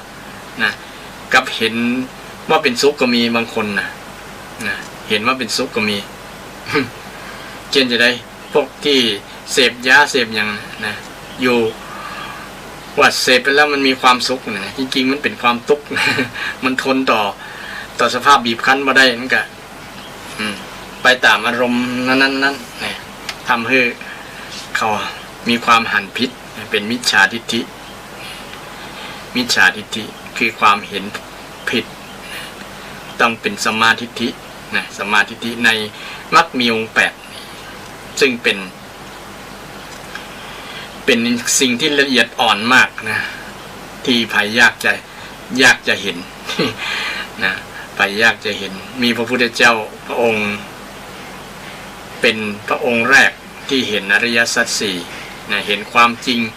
นะตรัสรู้เนี่ยเห็นเองรู้เองนะตรัสรู้แปลว่ารู้เองโดยบ่มีครูบาอาจารย์แนะนำพร่ำสอนนะแนะนำพร่ำสอนนะถึงแม้พระองค์จะจบหลายศาสตร์แล้วก็ตามนะแต่ยังบ่ต่อกับศาสตร์นี้นะคืออริยสัจศาสตร์นี่คือความรู้เรื่องอริยสัจสี่นี่ถ้าบ่มีพุทธศาสนาเนี่ยอริยสัจสี่คงบ่มีใครได้รู้ได้หันพระองค์ได้หันเป็นคนแรกเป็นรูปแรกหันความจริงรูปเป็นทุกข์เวทนาเป็นทุกข์เวทนาสัญญาสังขารวิญญาณเป็นทุกข์รูปเป็นทุกข์มันทนต่อสภาพเดิมได้ก่อนรูปเนี่ยรูปก็คือกายภาษาชาวบ้านเขาเนาะกายนั้นมันเป็นทุกข์มันทนสภาพเดิมได้ก่อนทนต่อสภาพเดิมได้ก่อนญาติโยมท่านผู้ฟังผมที่เคยดำเนี่ยมันทนต่อความเป็นดำดกดำได้ก่อนบางคนทนมาได้เหมือนกันนะทนมาได้ก็เอาน้ำยามาย้อมมันดำอย่างเก่ามันดำอย่างเก่าที่มันทนมาได้เมื่อเป็นสภาพตามธรรมชาติเป็นอนิจจังนี่อนิจจังมันบ่เที่ยงเนาะมันเปลี่ยนจากดำมาขาวเปลี่ยนจากยาวมาสั้นนี่คือสายตายาวตาตะกอนหันทีมันก็ทนต่อตาดีๆทนต่อสภาพเดิมบ่ได้มันก็มาเป็นสายตาสั้นก็มาใส่แว่นใส่ยังขยายแฮม ขยายนี่มันสภาวะที่ทนต่อสภาพเดิมบ่ได้เพิ่นว่าห้องว่าเป็นทุกข์เนี่ยพระพุทธองค์ได้หันในส่วนนี้ก่อนเปิ้นญาติโยมหันสภาวะที่เป็นทุกข์นี่ตรัสรู้นี่นะในวันตรัสรู้นี่วันที่ขึ้น15ค่ำเดือน6เช่นเดียวกันขึ้น15ค่ำเดือน6ในถ้าเป็นเวลากับวัน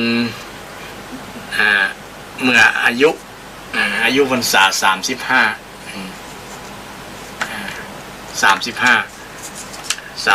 ปี35พรรษา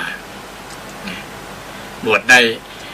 อยู่6 ปีเนาะบวชได้6 ปีมาตรัสรู้ก็ใช้เวลาตั้ง6 ปีก่อนเรามาศึกษากับครูบาอาจารย์ก่อนแล้วก็มาศึกษากับตัวเก่านี่แหละศึกษาเองการศึกษาเองนี่แหละห้องว่าตรัสรู้เองรู้อริยสัจสี่รู้ความจริงที่มีอยู่ตามธรรมชาติรู้ทุกสิ่งทุกอย่างที่มันมีอยู่นะการที่มีอยู่ของธรรมชาติเนี่ยมันไม่ใช่ตัวบุคคลเราเขานะที่เป็นห้องว่าอนัตตานะมันเป็นธรรมชาตินั่นที่เอาไปยึดว่าเป็นตัวเป็นตนเนี่ยมันแสดงความ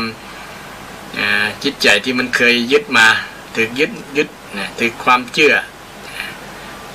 ว่ามันเป็นมีตัวมีตนอย่างจริงมันเป็นธรรมชาติสภาวะธรรมที่ละเอียดสุขุมที่ต้องหันด้วยปัญญาถึงจะหันนะต้องใช้ปัญญาหันนะต้องใช้ปัญญาส่องแว่นคือปัญญานะกระจกคือปัญญาถึงจะส่องหันได้นะธรรมดาแก่นตานี่จะบ่หันตาพอแล้วบ่หันความจริงนั่นนะหันแต่บ่ฮู้นะบ่ฮู้ความจริงพระองค์ในฮู้ความจริงแบบเนี้ยหันทุกข์สมุทัยนิโรธมรรคหันรูปว่ามันรูปหรือกายนี่มันเป็นทุกข์เป็นสภาวะที่ทนมาได้ หนังที่เคยดูหนุ่มน้อยดูน่ารักน่าดูเพราะแก่ตัวมากก็เหี่ยวย่นนะเหี่ยวย่นบางคนไปฉีดโอ๊ตอย่างโบท็อกฉีดให้นมไหมนะเพราะทุกคนมันเซลล์มันทนต่อสภาพเดิมไม่ได้มันก็เซลล์มันตายถึงวันนะตายเซลล์เก่าตายเซลล์ใหม่ก็เกิดมาเรื่อยๆนะถามว่า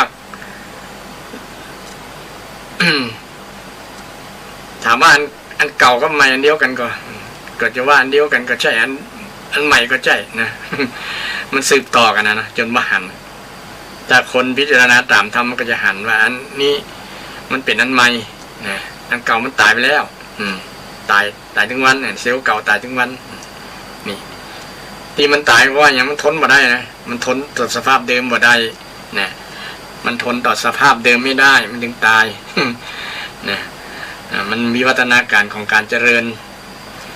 ของร่างกายนะเปลี่ยนแปลงของร่างกายการเปลี่ยนแปลงก็คืออนิจจังนะเปลี่ยนจากหนุ่มมาเป็นแก่ก็มาเป็นชราเป็นเฒ่านี่มันทนต่อสภาพเดิมมาได้ทนต่อสภาพเดิมมาได้จึงทำให้เกิดห้องว่าเป็นทุกข์เนี่ยทุกข์ห้องว่าทุกขังแล้วในส่วนของใจแล้วมันเปลี่ยนก็มันทนสภาพเดิมได้ก็ญาติโยมท่านผู้ฟังในส่วนของเวทนาความรู้สึกนี่ในส่วนนี้เป็นนามธรรมเนาะแต่กี้เป็นรูปธรรมได้หันง่ายอยู่นะหันด้วยแกนตาก็สังเกตได้เนาะเช่นหันผมงอกเลยนะหันได้ทีนี้เขาจะหันความรู้สึกตัวเก่านี่ก็ได้ใช้ความละเอียดลึกซึ้งขึ้นมาแหมเนี่ยที่จะสังเกตว่าอารมณ์เวทนาแปลว่าการรับอารมณ์เนี่ยรับอารมณ์เช่นอารมณ์จอยอารมณ์บ่จอยเนี่ยเสียใจบ่เสียใจดีใจบ่ดีใจนี่แหละเนี่ยของภาษาพระพุทธเวทนาซึ่งเป็นส่วนของจิตใจนะจิตเป็นจิตใจของส่วนหนึ่งของจิตใจเวทนามันจะมี4ส่วนก็ละใจนะเวทนาสัญญาสังขารวิญญาณกายนี้มีส่วนเดียวก็คือรูปเวทนาสัญญาสังขารวิญญาณนี่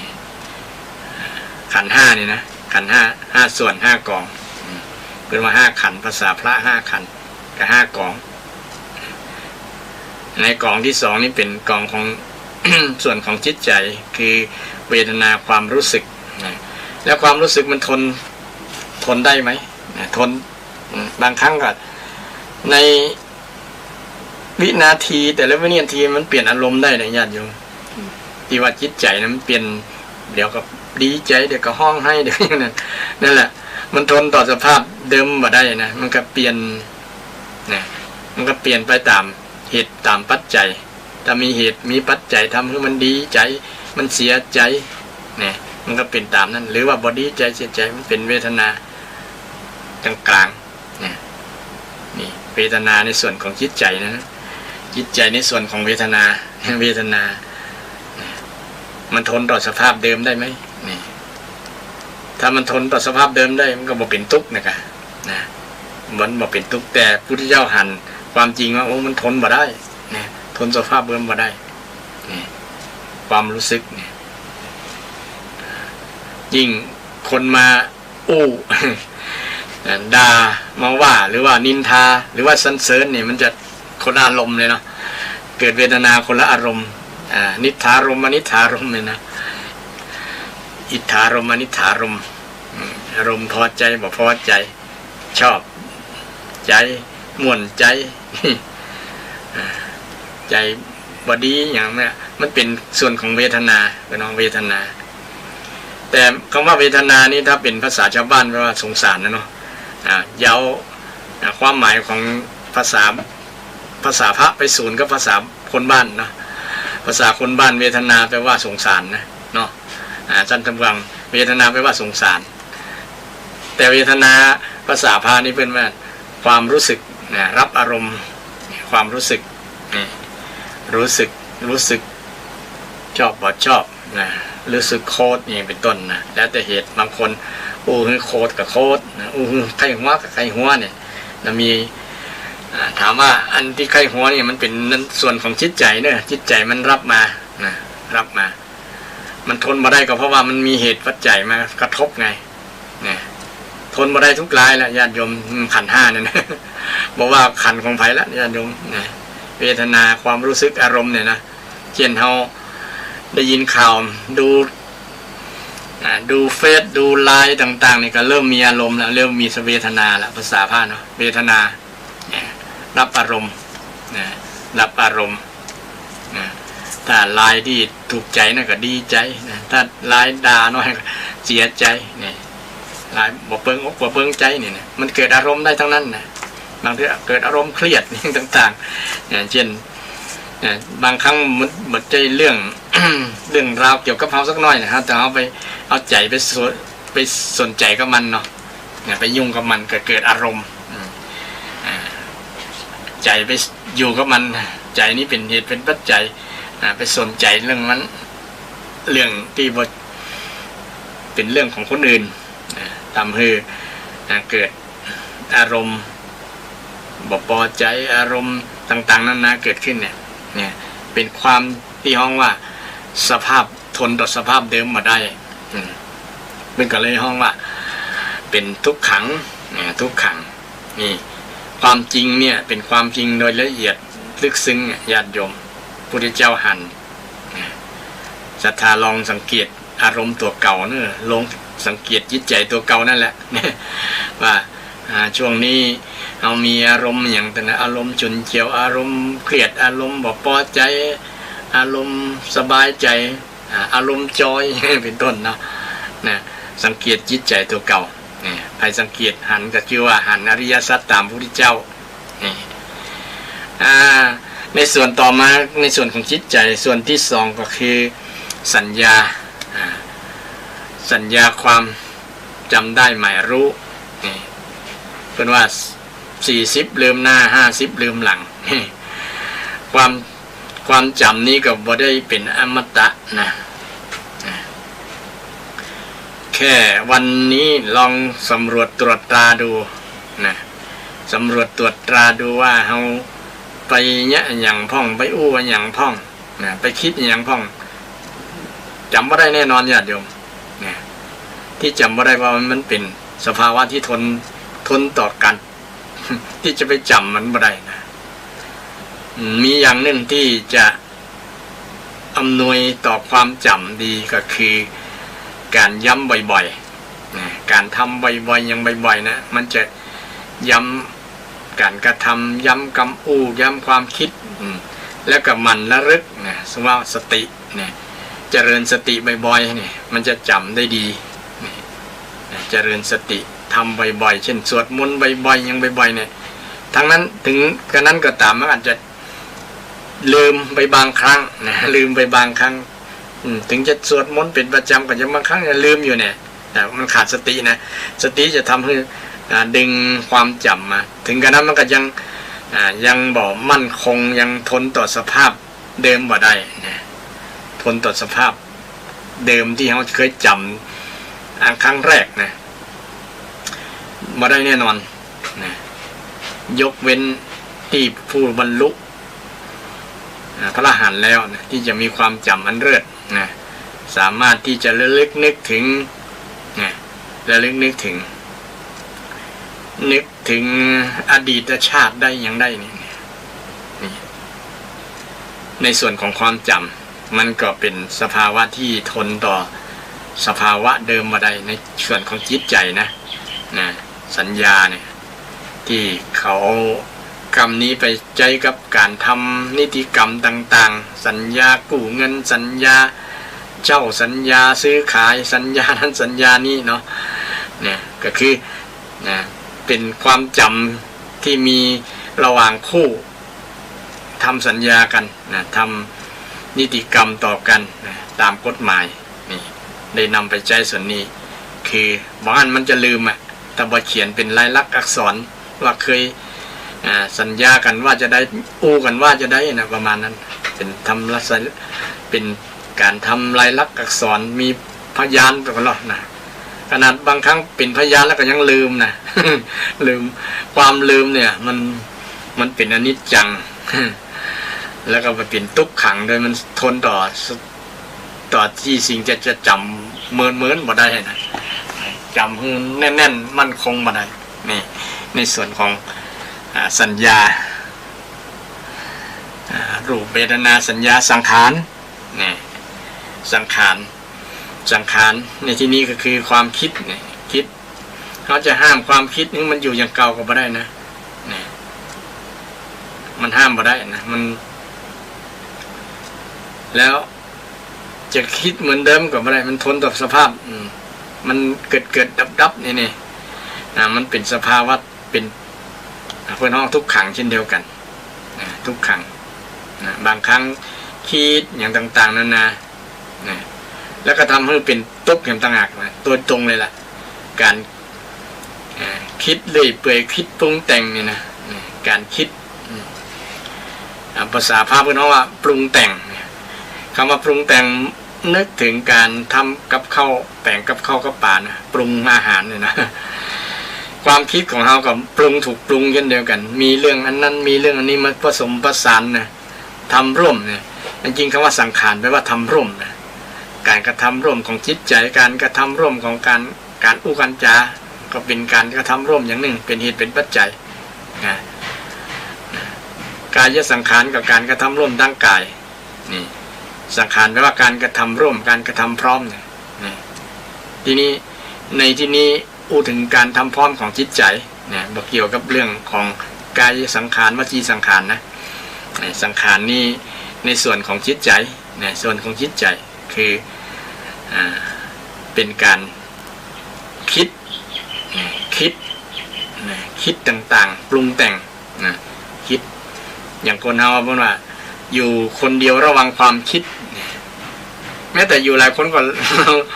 ระวังเหมือนกันแล้วเนาะเพราะว่าถ้าคิดแล้วมันก็มาอูมาจาตามที่เขาคิดนะตามที่เขาคิดไว้มาออกมาจากความคิดเพราะว่า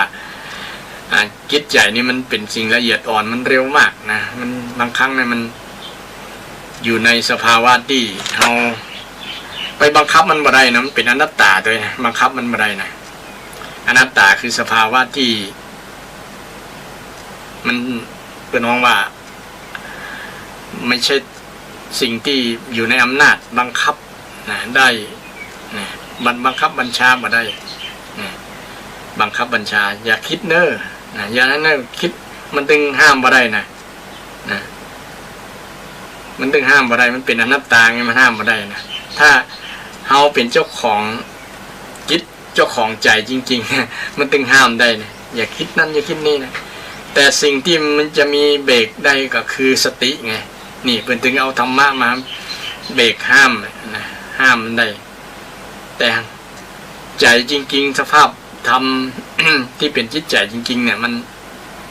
มันจะห้ามเอาบอกคิดมันอย่างได้ลองศรัทธาลองคนที่นั่งสมาธิบ่อยๆอย่างบ่อยๆนั่นนะก็คงมีประสบการณ์ว่านั่งไปสักครู่หนึ่งมันจะคิดนะได้ยินเสียงก็ดีได้หันก็ดีเนี่ยหรือว่าอารมณ์หรือว่าความคิดต่างๆมันที่เป็นอดีตนะปรุงขึ้นมานั่งสักกรรมเรื่องคิดเรื่องลูกเรื่องหลานเรื่องบ้านเรื่องต่างๆนะอย่างปัจจุบันนี้เรื่องโควิดนะคิดไปแล้วเขาจะปฏิบัติจะได้นอกบ่นะคิดเป็นคิดวิตกกังวลแหละนะคิดวิตกกังวลนี่บางครั้งมันเอาบ่มีสติควบคุมในการคิดเนี่ยนะมันก็คิดเปื่อยคิดสปะสเปดว่าป่วยเต็ดมาละกอนะฉะนั้นจิตจริงอยู่กับสตินะเป็นสัมมาสติด้วยนะต้องคิดเรื่องระลึกนึกเรื่องกุศลธรรมด้วยนะถ้าไประลึกนึกถึงสิ่งที่เป็นอกุศลมันก็จะเป็นมิจฉาสตินะมิจฉาสติแล้วก็มีสมาธิตรึงไว้ตัวเนาะมันอยู่กับสมาธิตัวจิตใจให้อยู่สมาธิที่ว่าตั้งจิตมันตั้งไว้หรือ ไปตั้งทั้งสติตั้งสมาธิเนี่ยที่เขาว่าสติปัฏฐานเนี่ยฐานเป็นที่ตั้งสติสติที่ตั้งของสติที่ตั้งของสติอยู่ในห้องอยู่กายเวทนาจิตธรรมนี่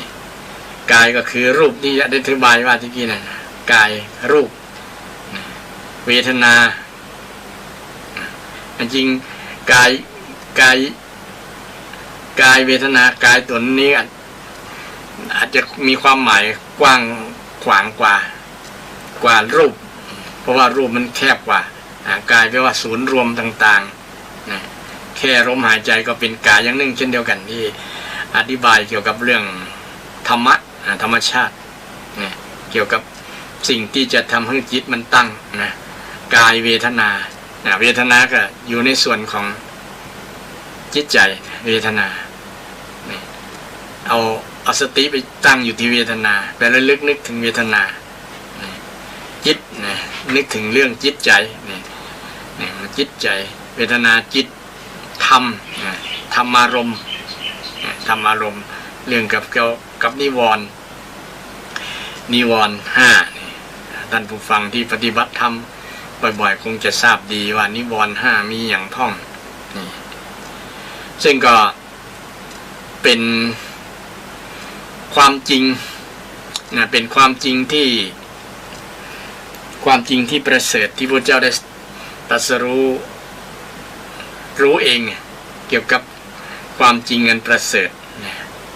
หันความจริงหันทุกข์นี่หันสมุทัย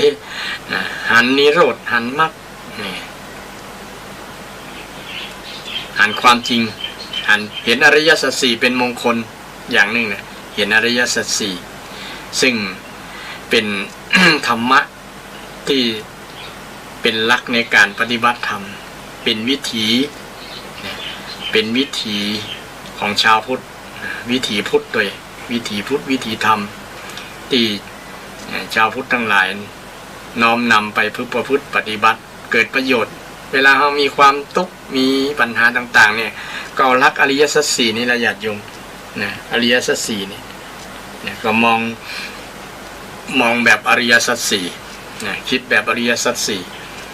ทุกข์สมุทัยนิโรธมรรคตะกี้ได้อธิบายเกี่ยวกับว่าขันธ์ห้าเนี่ยมันเป็นทุกข์ขันธ์ห้าเนี่ยนะกายกับจิตกายกับใจเนี่ยนะตะกี้อู้เรื่องส่วนของใจมีสี่อย่างมีเวทนาสัญญาสังขารวิญญาณตะกี้อู้เรื่องสังขารก็เป็นส่วนหนึ่งของจิตใจ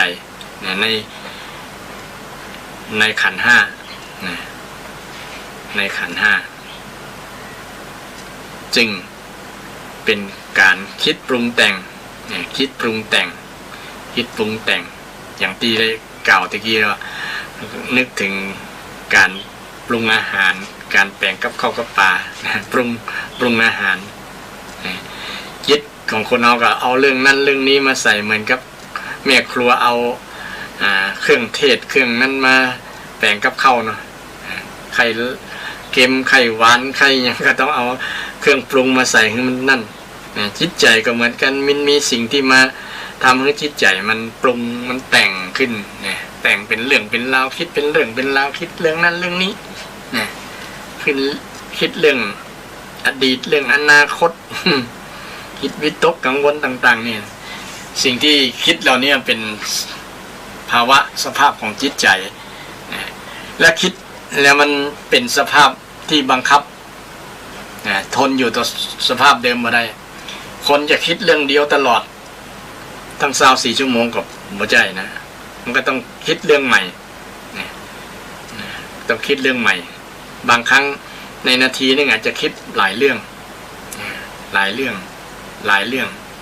หรือชั่วโมงนึงอาจจะคิดหลายเรื่องวันหนึ่งอาจจะคิดหลายเรื่องหลายราวเป็นร้อยเรื่องเป็นพันเรื่องนี่มันอยู่ในเรื่องเดียวบ่ได้นะอยู่ในเรื่องเดียวบ่ได้นั่นคือสภาวะที่มันเป็นห้องทนสภาพเดิมเรื่องเดิมบ่ได้มันก็เปลี่ยนเรื่องใหม่ไปนะมันเปลี่ยนโดยธรรมชาติของมันเอาธรรมชาติแบบเนี้ยเอาก็บ่ไปตบกับมันนะเนาะแต่ถ้าเอา อย่าบอกให้มันเป็นทุกข์เกี่ยวกับเรื่องความคิดเราต้องมีสติไงที่ทางหลักคำสอนทางพุทธศาสนาพุทธเจ้าได้สอนคือวิธีแก้ทุกข์ก็คือเจริญสติมันก็นะถ้ามีสติแล้วมันก็จะหยุดยับยั้งได้เกี่ยวกับเรื่องคิดโดยเฉพาะเป็นอกุศลนะเมื่อหยุดยั้งการคิดอกุศลมันก็แบบนำไปสู่การพฤติกรรมทางกายทางวาจาได้นะมันก็จะเป็นการกระทำที่เป็นกุศลทางกายทางวาจาเป็นสิ่งที่ดีงามบ่เกิดทุกข์บ่เกิดปัญหาอันนี้เป็นเรื่องธรรมชาติที่เป็นความจริงอันประเสริฐนะความจริงอันประเสริฐที่พระเจ้าได้ตรัสรู้ในวันขึ้น15ค่ำเดือน6เดือน6ใต้เดือน8เหนือปีนี้เดือน9นะเดือน9นะศรัทธาท่านผู้ฟังไปแล้วก็วันนี้จะอู้เรื่องธรรมะที่มันเป็นลึกซึ้งน้อยเนาะ นะลึกซึ้งแต่มันเป็นความลึกซึ้งที่น่าภาคภูมิใจที่พระเจ้าได้ตรัสรู้เนี่ยบุคคลเดียวในโลกนะจนเป็นที่ยอมรับญาติโยมนะบ่มีไผคัดค้านท้วงติงได้นะว่าอันนี้มันบ่จริง บ่แท้นะมีแต่คนอื่นยังงงอยู่ว่าเข้าใจก็มีนักนะว่ามันเป็นจริงแต่ก็ประมาณนั้นยังสงสัยมีวิจิกิจฉาลังเลสงสัยเลยนะก็เป็นความภาคภูมิใจที่ว่าเพราะพุทธองค์มีมหาเป็นห้องอย่างปัญญาที่คุณมหาปัญญาที่คุณ นะปัญญาที่ยิ่งใหญ่มากๆนะที่พระองค์ได้ตรัสรู้ในส่วนนี้นะตรัสรู้ความจริงความจริงที่มีอยู่จริงธรรมะที่มีอยู่จริงสัจจะแปลว่าความจริงนะไม่ใช่รู้ปลอมๆรู้สิ่งเป็นมายา รู้สิ่งที่หลอกลวงรู้สิ่งที่เป็นทำให้เป็นทุกข์ไงรู้แล้วทำให้เกิดปัญหาอย่างเป็นต้นอันนี้รู้แล้วทำให้ปัญหามันหมดทุกข์มันหมดไปไงโดยเฉพาะจากชีวิตจากจิตจากใจของเราไงใครที่ฮู้อันนี้แล้วก็สามารถที่จะนำชีวิตชีวิตให้พ้นจากทุกข์ได้นะรู้อริยสัจสี่และปฏิบัติตามมรรคมีองค์8เนี่ยบ่ต้องอย่างนักญาติโยม 84,000 ธรรมขันธ์เนี่ยนะอริยสัจสี่เดี๋ยวจบละนะอย่างอื่นเป็น ข้อเพิ่มเติมข้อขยายความในอริยสัจสี่นี่รวมหมดแหละนะข้อปฏิบัตินะปฏิบัติให้ถึงการหลุดพ้นจากความทุกข์ได้ทีนี้ในส่วนข้อสุดท้ายข้อที่4ที่เป็นส่วนของจิตใจก็คือวิญญาณนะวิญญาณในภาษาชาวบ้านก็คือวิญญาณที่ล่องหนล่องลอยนะลอยไปนั่นลอยไปนี่หาคล้ายๆสัมภเวสีแต่ความหมายวิญญาณในขันธ์5นี่คือวิญญาณที่เป็นส่วนหนึ่งของจิตใจคือจะฮู้บ่ฮู้เนี่ยอยู่ที่วิญญาณนี่แหละนะญาติโยมเช่นตาเนี่ยถ้าตาหันนะตาหันถ้าใจมันบอกไปประมวลให้เกิดความรู้แล้วก็จะบ่ฮู้ได้นะมีแต่ตาบ่ได้ถ้าบ่มีใจนะมีแต่แกนตานะตาพอหมดเลยนะ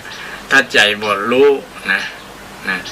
ตาไปสัมผัสกับรูปเนี่ยถ้าใจบ่ไปสรุปรวบยอดว่าคืออย่างเนี่ยนะจะบ่ฮู้ทันทีนะวิญญาณทางตาจักขุวิญญาณเนี่ยนะความรู้จักจากตาที่สัมผัสแล้วมาประมวลความรู้ไปเป็นประมวลก็คือจิตใจนี่นะถ้าจิตใจบ่ไปสรุปแล้วคำตอบนะจะบ่ฮู้ทันทีนี่เหมือนตาบอดนั่นแหละนะหันบ่ได้แต่บ่ฮู้เช่นเวลาเฮาพอรถข้างๆที่มันวิ่งข้างถนนเนาะเฮาก็หันมันแป๊บๆอยู่นะแต่บ่ฮู้ว่าเป็นรถไผเป็นรถยี่ห้ออย่างนั้นมันหันผ่านแป๊บๆตาเพราะว่าใจเฮาบ่ได้ไปอยู่กับรถคันนั้น ใจเขาอยู่ที่การไปงานเนี่ยการยังงานอยู่เหมือนกับญาติโยมหรือว่าเขาหันสัตว์เลี้ยงสุนัขบางตัวเดินผ่านไป แต่เขาหันอยู่นะแต่เขาไม่ได้สนใจสุนัขนั้นกับบุคคลว่าสุนัขนั้นตัวนั้นมันจืดอย่างมันสีอย่างเนี่ยเพราะว่าใจมันไปอยู่กับสิ่งนั้นนะมันก็เลยบอกประมวลความจริงคือโซ่นี่วิญญาณในส่วนที่เป็นของจิตใจในส่วนที่ว่าห้องวิญญาณนักขันธ์นะส่วนของวิญญาณนักขันธ์นะซึ่งจิตใจนี่มี4ส่วนนะนามธรรมนี่นะนามธรรมมี4ส่วนเวทนาสัญญาสังขารวิญญาณนะวิญญาณความรู้เกิดจากตาเรียกจากขูวิญญาณความรู้เกิดจากเสียงโสตวิญญาณนะได้ยินเสียงการได้ยินเสียงเช่นเดียวกันถ้าเราบ่ได้ยินถ้าเราได้ฟังบ่ได้ยินเสียงแต่บ่ได้ใจไปอยู่กับเสียงนั้นๆนะเช่นเรากำลังฟังเพลงอยู่แต่ได้ยินมีเสียงอย่างบางอย่างเสียงสุนัขเห่าเสียงอย่างต่างเราก็บ่ได้รู้ว่าบ่ได้ใจมันบ่ได้ไปสนใจเรื่องอื่นมันก็เหมือนกับบ่รู้เรื่อง ได้ยินอยู่แต่ว่าบ่รู้ว่าอันอย่างเป็นอย่างนะประมาณนั้นเสียงมันสูญกันแม้แต่บางครั้งนะคนที่อยู่ใกล้กับสนามบินนะสนามบินขึ้นตั้งวันนะมันก็เคยชินนะครั้งแรกมันก็รำคาญมันก็เสียงดังอยู่แต่ว่าเมินไปเขาบ่ได้ใส่ใจกับเครื่องบินได้ยินแต่ว่าบ่ได้สนใจนะเหมือนกับบ่ได้ยินเนี่ยนะอุปมาอุปไมยเหมือนกันนะโยมเพราะว่าใจมันบ่ได้ไปอยู่กับเครื่องบินเสียงเครื่องบินแต่ว่าอยู่กับการกับงานเครื่องบินมันไปหรือยังก็ได้ยินเสียงสั่นอยู่นะแต่ว่าเหมือนกับบ่ได้ยินนะมันได้ยินนะแต่บอกว่ามันเป็นเครื่องบินหรืออย่างประมาณนั้นนะลักษณะนั้นแต่ว่าจิตใจมันเร็วมันอาจจะแวบไปหูฮับหูพ่องบินมาแล้วหรอนะเพราะว่าใจมันเร็วนะจิตใจมันเร็วว่าเครื่องบินมาแล้วแต่วันไหนที่ใจมันบ่อยู่กับเสียงอื่นเนี่ยเสียงอื่นมันก็จะบ่ฮู้ทันทีนี่เป็นเรื่องของวิญญาณเกิดจากทางเสียงนะจักษุวิญญาณฆานวิญญาณนะเสียงอันความรู้เกิดจากจมูกนะหูดังเนาะฆานวิญญาณฆานวิญญาณวิญญาณเกิดจากความรู้นั่นแหละวิญญาณแปลว่าความรู้แจ้งนะวิเศษแจ้งต่างความรู้แจ้งเกิดจากการสัมผัสกลิ่นนะกลิ่นหอมกลิ่นเหม็นนะบางครั้งถ้าเราจิตใจเราบ่ไปสนใจใจบ่อยู่กับกลิ่นมันก็บ่ฮู้ว่ากลิ่นหยังเนาะถ้าใจไปสนใจมันกลิ่นหยังเนี่ยเริ่มหาคำตอบแล้วนะ แสดงว่าใจไปอยู่กับกลิ่นที่เข้ามานะกลิ่นเหม็นกลิ่นหอมกลิ่นเหมือนอย่างประมาณนั้นนะแต่ถ้าบ่ได้สนใจมันก็เหมือนกับบ่มีกลิ่นเข้ามามันก็ผ่านเข้ามาอยู่นะแต่ว่าใจมันบ่ไปตัดสินใจบ่ไปสรุปบ่ไปสนใจนี่ความรู้ที่เกิดจากกลิ่นมันก็จะบ่เกิดขึ้นเหมือนมีหูดังบ่ได้ประมาณนั้นนะความรู้เกิดจากการริมรสชิวหาวิญญาณชิวหาลิ้นนะจากลิ้นนี่บางครั้งคนก็ชอบรสเปรี้ยวเค็มหวานมันที่หูว่าเป็นเว้นหวานเค็มมันเนี่ยหูด้วยส่วนของจิตใจถ้าใจบ่ไปสนใจบางครั้งเขากินไปเคี้ยวไปบ่สนใจเลยมันก็ลืมไปนะ มันบ่ฮู้นะว่าจิตใจบ่ไปสนใจแต่รสชาติตรงนั้นนะรสชาติเช่นเวลาเขากินข้าวแล้วไปพออย่างอื่นไปสนใจอย่างอื่นคิดอย่างอื่นเนาะนะลืมสัมผัสลิ้นกับรสไปนะลิ้นกับรสมันสัมผัสกันมันเป็นอย่างนั้นประมาณนั้นนะมันลืมไปความละเอียดในส่วนนี้เขา มันเป็นละเอียดความลึกละเอียดอ่อนมากๆนะถ้าเราสังเกตเขาจะบ่ฮู้อ่ะนะบ่ฮู้ว่ามันเป็นรสชาติอย่างถ้าเอาหมั่นพิจารณาโดยแยบคายเนี่ยนะมันจะฮู้แล้วก็มากายวิญญาณวิญญาณทางกายก็ว่าโพธพาวิญญาณการสัมผัสกระทบทางจิตใจนี่มารวมยอดที่นี่การสัมผัสทางกายเนี่ยกายวิญญาณสัมผัสทางกายอ่อนแข็งนุ่มนวลนี่อาจจะหู้ได้ก็ด้วยใจมันมากระทบบางคนเตียวไปเนี่ยนะ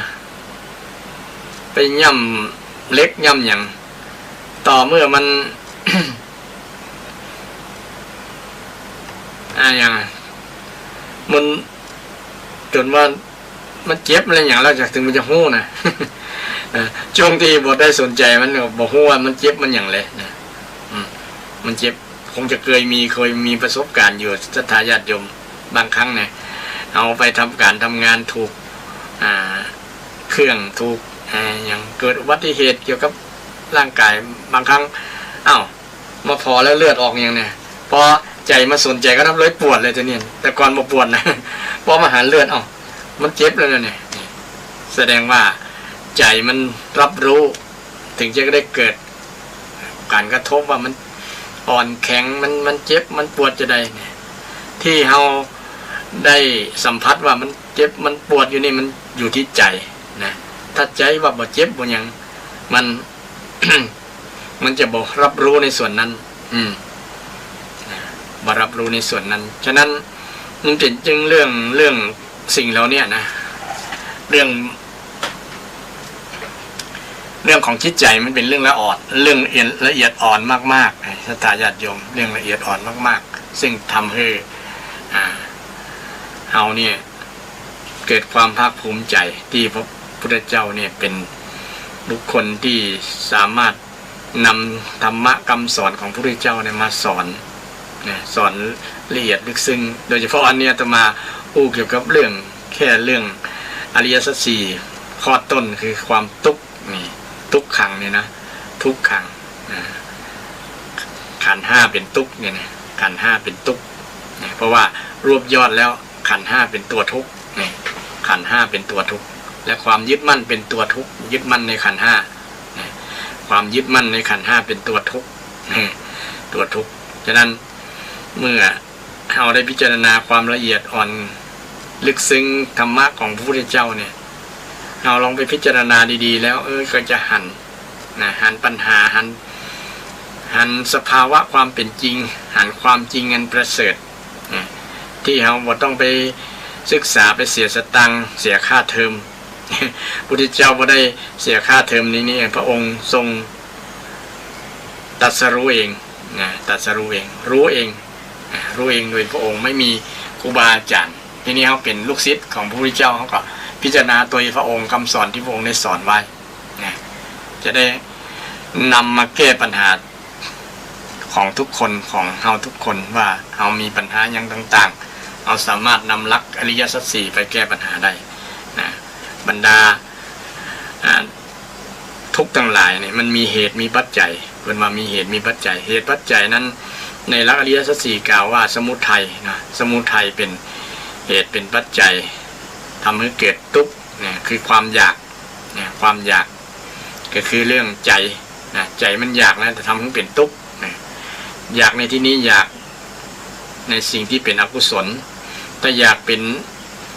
กุศลอยากเป็นกุศลนี่บ่เป็นความทุกข์นะอยากเป็นอกุศลเนี่ยเป็นทุกข์นะเป็นเหตุทำให้เกิดความทุกข์นะ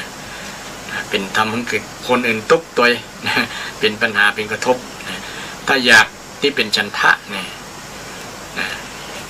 อยากแล้วเมื่อทำเสร็จแล้วมันก็จะละเองไงนะถึงแม้จะเป็นสิ่งที่เป็นอยากก็แล้วแต่มันว่าเป็นทำให้เกิดทุกข์ไงนะถ้าเป็นฉันทะนะถ้าความอยากเป็นตัณหานะตัณหาบอกว่าจะเป็นอยากมีอยากเป็นนะอยากไม่มีอยากไม่เป็น ก็เป็น เป็นตัณหาเช่นเดียวกันนะเป็นตัณหาสิ่งเหล่านี้เป็นต้นเหตุของความทุกข์ความทุกข์โดยเฉพาะวงเล็บทางจิตใจนะเมื่อจิตใจมันเป็นบ่อเกิดแห่งความทุกข์แล้วอย่างอื่นมันก็ทุกข์ตัวกายก็ทุกข์ตัวอย่างทุกข์ตัวฉะนั้นเป็นสิ่งที่เอาท่านทั้งหลายลองพิจารณาดูพระพุทธเจ้าได้สอนไว้กว่า 2,000 กว่าปีนี่แล้วก็เกี่ยวกับเรื่องมรรคมีองค์ 8อันนี้ก็เลื่อยเป็นประจำอยู่แล้วเนาะญาติโยมคงจำได้มรรคมีองค์ 8วิธีปฏิบัติถึงความดับทุกข์ก็คือนิโรธนะทุกข์สมุทัยนิโรธมรรคสิ่งที่เป็นอริยสัจสี่เป็นคำสอนที่พระเจ้าได้สอนได้ตรัสรู้ในวันขึ้น15 ค่ำเดือน6ใต้เดือน8เหนือปีนี้เดือน9แล้วก็เหตุการณ์สำคัญอันสุดท้ายก็คือปรินิพพานปรินิพพานคือมองอย่างหนึ่งอธิบายอย่างหนึ่งก็คือการเสด็จดับขันธ์ปรินิพพานก็คือภาษาชาวบ้านก็คือพระองค์ได้ละสังขาร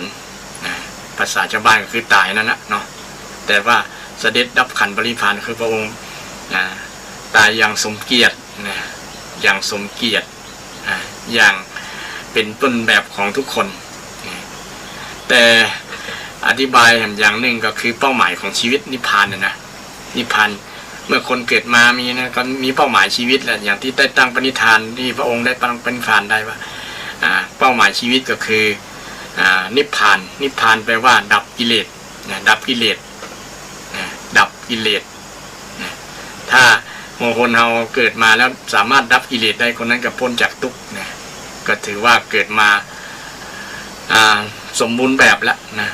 ถึงวันนี้เรามีกิเลสเป็นศัตรูตัวร้ายกาจที่เป็นสิ่งที่เราจะต้องกำจัดให้หมดจากชีวิตของเรานะเพราะว่าเป็นศัตรูที่มาทำร้ายชีวิตของเราบ่ให้มีความสุขมีแต่ความทุกข์นะพระองค์ได้หันกิเลสตัวเนี้ยนะที่ว่าเป็นสมุทัยคือความอยากอยากเป็นต้นต้นความอยากความหลงโลภโกรธหลงเนี่ยเป็นเหตุทำให้เกิดความทุกข์ทำให้เกิดความทุกข์เป็นสมุทัย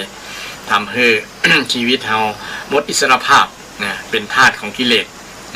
ถ้าภัยกำจัดกิเลสได้คนนั้นก็ชื่อว่านิพพาน